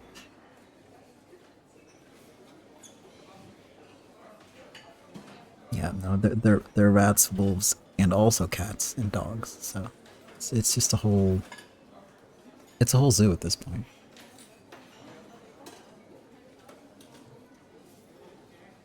So, each group will fill a different role. Then let us know when you rats find the target. We'll be drinking tea or something until then. Drink as much as you like, but make sure you're available to be contacted at any moment. Woohoo! Wayne-san, this is gonna be a feast. Go easy on the alcohol, will you? This'll all be pointless if you're a useless drunk when the time comes. He sure thinks he's all that, even though he's younger than us. Don't say that. He's pretty talented himself. I hear he's one of the three who stormed into the Belton Plaza Hotel. Hey, we fought against the Soviet mobilized sniper division for 3 months. Just the two of us. Don't get ticked off. I know full well how amazing you are. I wish people understood that awesomeness a bit more. We want respect. We want to become more famous and set ourselves ahead of the pack. Uh-oh, here comes more wolf imagery. Nope, we're done with the wolves. Okay, good. We cannot have another Wayne in our hands, okay? We cannot.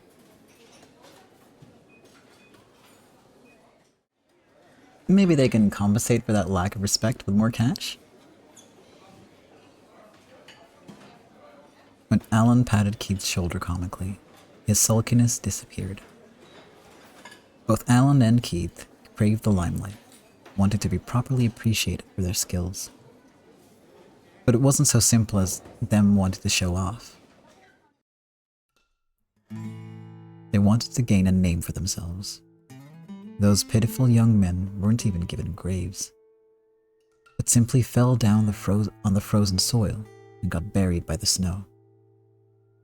Of course, they were given no tombstones. They disappeared from the memories of their war comrades.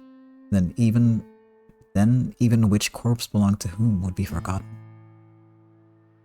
These two, who couldn't even remember whose skulls had stared up at them from beneath the melted snow, wanted to earn a name for themselves before they died. Okay. You'll get your money. And I'll figure out something on the respect side, too. After all, the Conciliator always wants to reward hard workers like you. Sweet. That's our boss. Knows just what'll make us happy. Plenty of prizes, success of all sizes. Getting all fired up as the excitement rises. Huh? Fuck's that supposed to be? What the hell? That's so weird.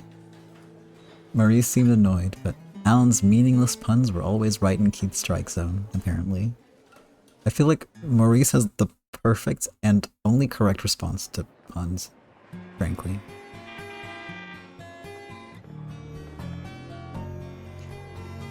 Hi. Hello there, Alan. Were you surprised when a Chinese man suddenly answered the phone? Sorry, that was my Chinese assistant. I always tell him not to answer my phone, but he keeps forgetting. That's kind of weird.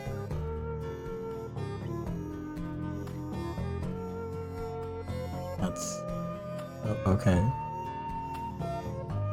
Oh, God. I'm so stupid. Oh god, I'm too old to be forgetting this, but I forgot that landlines existed, ever. That they wouldn't have anything other than landlines. I'm not that old, I guess. Well, no I am. No I am. Moving on. Ugh. We're off to a good, I can't even call it a start, because you've likely been watching this for a while already. But for me, you know, I'm just getting started for the day. The night, it's evening. Ugh, what a disaster. Anyway, forgive me, I'm old. Ah, I got it. Sure shocked me. I guess that company you're trying to set up is pretty multinational. Haven't I always told you? China, America, Japan. Well, you won't be able to do business in Tokyo anymore if you aren't acquainted with all three. Anyway, what is it? Are you inviting me to dinner? Sorry though. I've got plans tonight. You know that dinner meeting with the woman boss of Primavera? With Madame Rose? Pretty incredible. You're worried, aren't you? You're thinking the Mafia might do something to me. I really don't think that's what he thinks, but okay. See? No, I'm not worried about that at all. Lots of people started picking on her recently, but She's an incredible person who always cares for us Japanese. All the people around her are pretty shady, but I hear she's a saint herself. Is that so? There, I thought you were worried about me. Guess I shouldn't have kept my expectations up. That's not it. I'm always concerned for your safety, Yuki-chan. Thank you. So then, the next time I'll have space for dinner should be... Oh, sorry. Actually, the reason I called was the opposite. Huh? Pretty troublesome jobs come up. I'll have to be on call for a while. The information gathering skills of the wild dogs were held in high regard, but it'd still probably take them some time. Their opponent was a man who knew dozens of reasons people wanted him dead. Who knew dozens of reasons. No? Who knew dozens of reasons people wanted him dead. Guys, help, I can't read. I can, it's just sometimes hard to figure out inflections. It probably wouldn't be easy to pick up his trail. Grabbing him would probably be messy and down to the wire, without any time for careful preparation. It made Alan feel lonely, but he'd probably have to forego dinner with Yuki until his job was finished. What happened? What sort of a job would have put a bar back on call for several days? There was this huge cockroach in the store. Right now, the young employees are trying to find out where it's hiding. As soon as they find it, me and my partner will come in and bang, squish. That's not funny at all. I hate it when people dodge questions like that. Normally, she'd call it an interesting joke and laugh. But today, Yuki was disapproving and called him on it. After making excuses for a while, he finally realized that she was saying she'd be lonely if she couldn't see him for a while. Oh. Until now, their relationship had involved the hyper Alan approaching her one-sidedly. So, when Alan had suddenly come out and said they wouldn't be able to meet, Yuki received a minor shock. Yeah. Sorry, Yuki-chan. It really is about work. It's not like I didn't want to see you because I was annoyed or anything like that. Of course. There's no way I could be at fault in our relationship. I'm an attractive woman. I'm confident I'll hear from you again later. Yuki gave a short, joking laugh. She realized that something troublesome had come up, and she decided not to push him on it. I'm not sure what this troublesome job of yours is, but please be careful. You know what I always say? I hate mafias and violent people. After all, even a pro wrestler can die thanks to a single hoodlum's knife. Forget knives. If I screw up, a gunfight might turn me into Swiss cheese. At worst, this phone call might be our last goodbye, but there's no way I can say that. Sorry, Yuki-chan. After all this time, I can't say I'm one of those violent people you hate, and a mafia member on top of that. Don't worry about it. It's nothing that dangerous.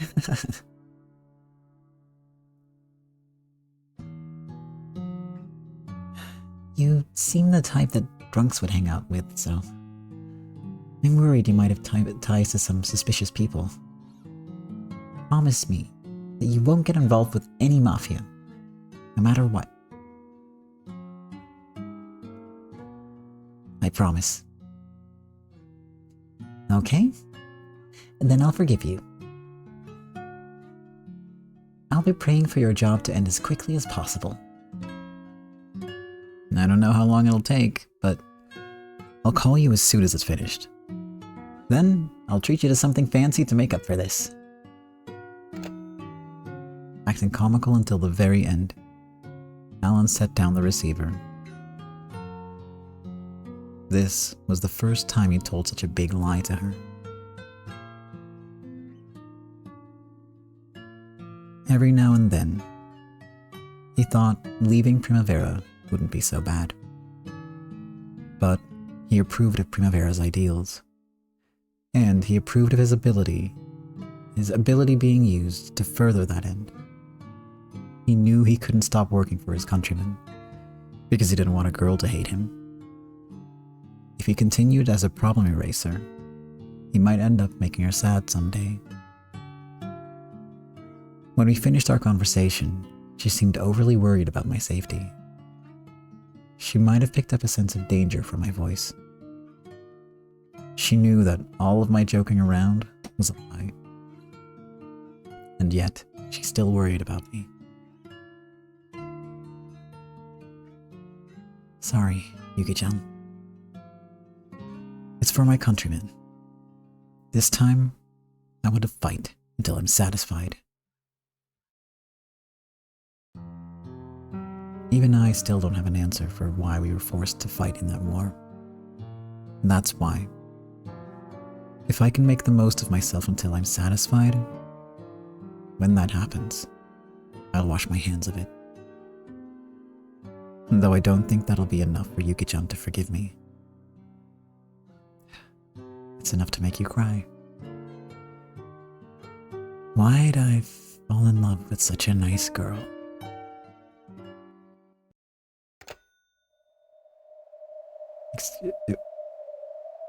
Hold on, that background looks really familiar, and that doesn't necessarily need to mean anything.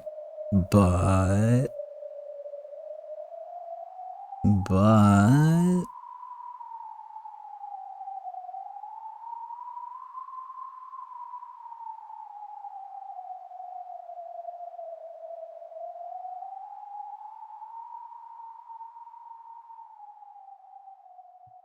Just like Alan, Yuki set the receiver down and hung her head.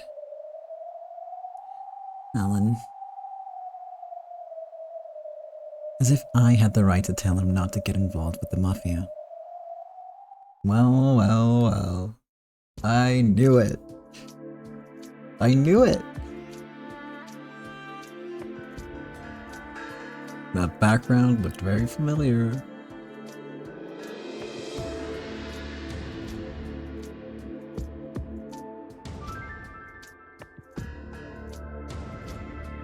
Your Chinese assistant. Don't just answer the phone in my room. You're terrible. I hate you. Get out. How do these two know each other? What's happening?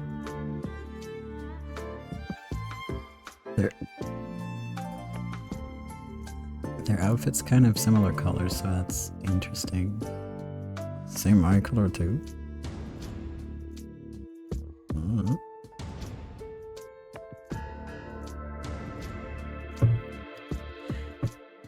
How harsh, after I answered the phone for you out of kindness.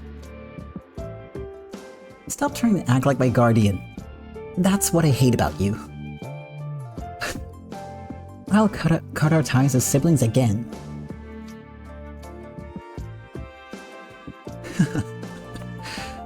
Don't be so cold, little sister of mine. You'll make me feel lonely. You already have a little sister who's even cuter than me, don't you?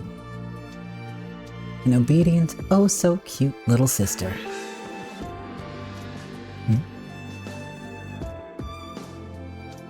Go downstairs. Oh boy.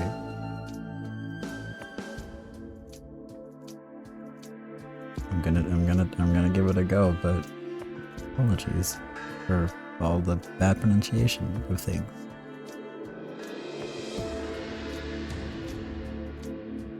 Mei Shui is always in a bad mood.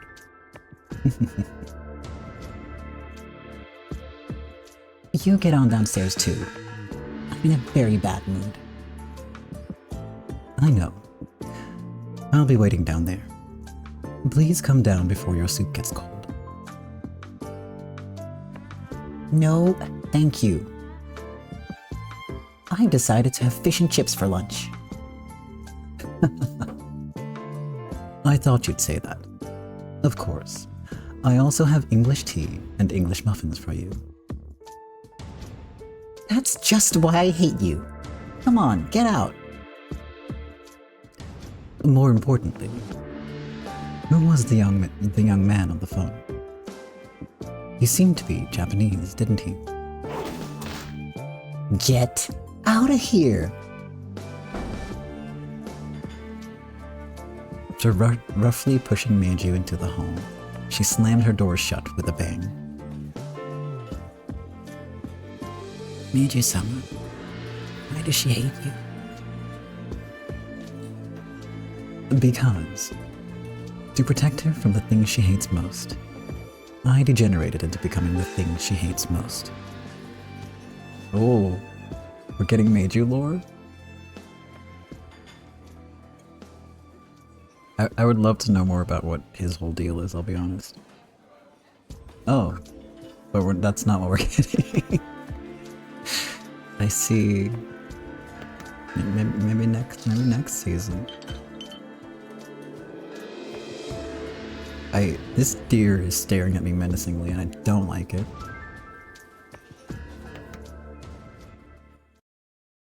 It's the red eyes. Oh my god, it just keeps going. Okay, listen. I suspect, right, that rather than ending soon, we're still going to have to deal with Mr. Davis over here. So here's what we'll do. I'm gonna wrap up, and I'm gonna make this into another episode because, no, I'm not, no. We're not gonna turn this into like a 6-hour episode. That would be such a bad idea, actually. So I won't. And, yeah. No, we'll wrap it up here. Next episode might be the last one. It might not be. It's same song and dance we've been doing since, I think, maybe episode 9 of this season. It just keeps going. I'm not complaining. I'm just, baffled, I guess. Yeah, that's it. That's all there is to it. But hey,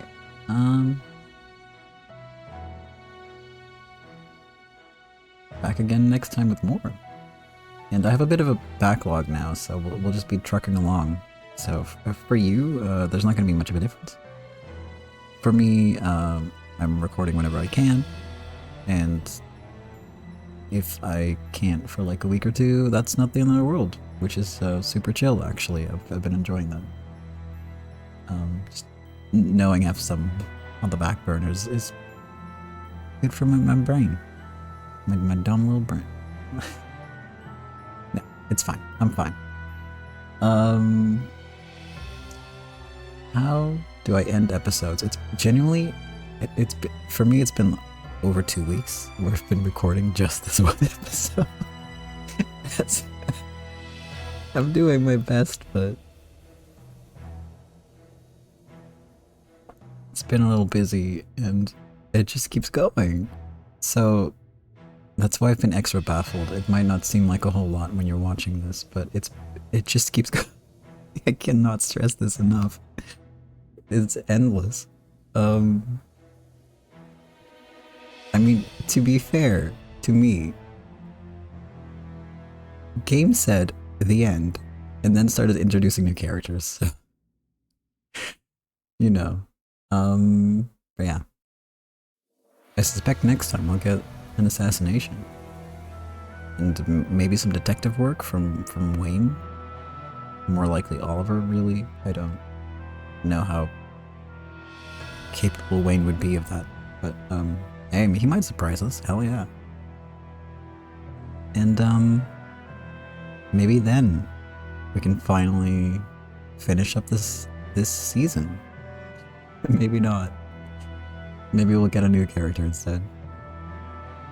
Okay. Well. Time for the usual. The wrapping up. Thank you for watching. I really appreciate it, especially after all this time, and all this effort.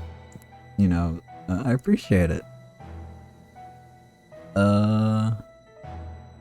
Gosh, like we'll be back next week, same time as usual. So that's if you're not on the know. I'm gonna be posting all of these. So just I'm gonna be posting upcoming videos Thursday at 8 p.m. GMT plus, I think we're +1 right now, but we might be +2, so just like Amsterdam time. Look up what is the time in Amsterdam on Google and you'll know. It'll tell you. When is 8 p.m. in Amsterdam? It'll tell you. One of the few things Google still does well. And it probably just plucks that off of some other website. Let's be real here. Alright. So yeah, we'll be back with more next time. And until then, I hope you have a good day, week, rest of your Thursday if you're watching this on the dot, rest of your whatever day if you're not, and have a good future, which is where you are right now, because you're several heads away. You're several weeks ahead of me. So have a good one of those. All right. Thank you again for watching. See you next time. Bye bye.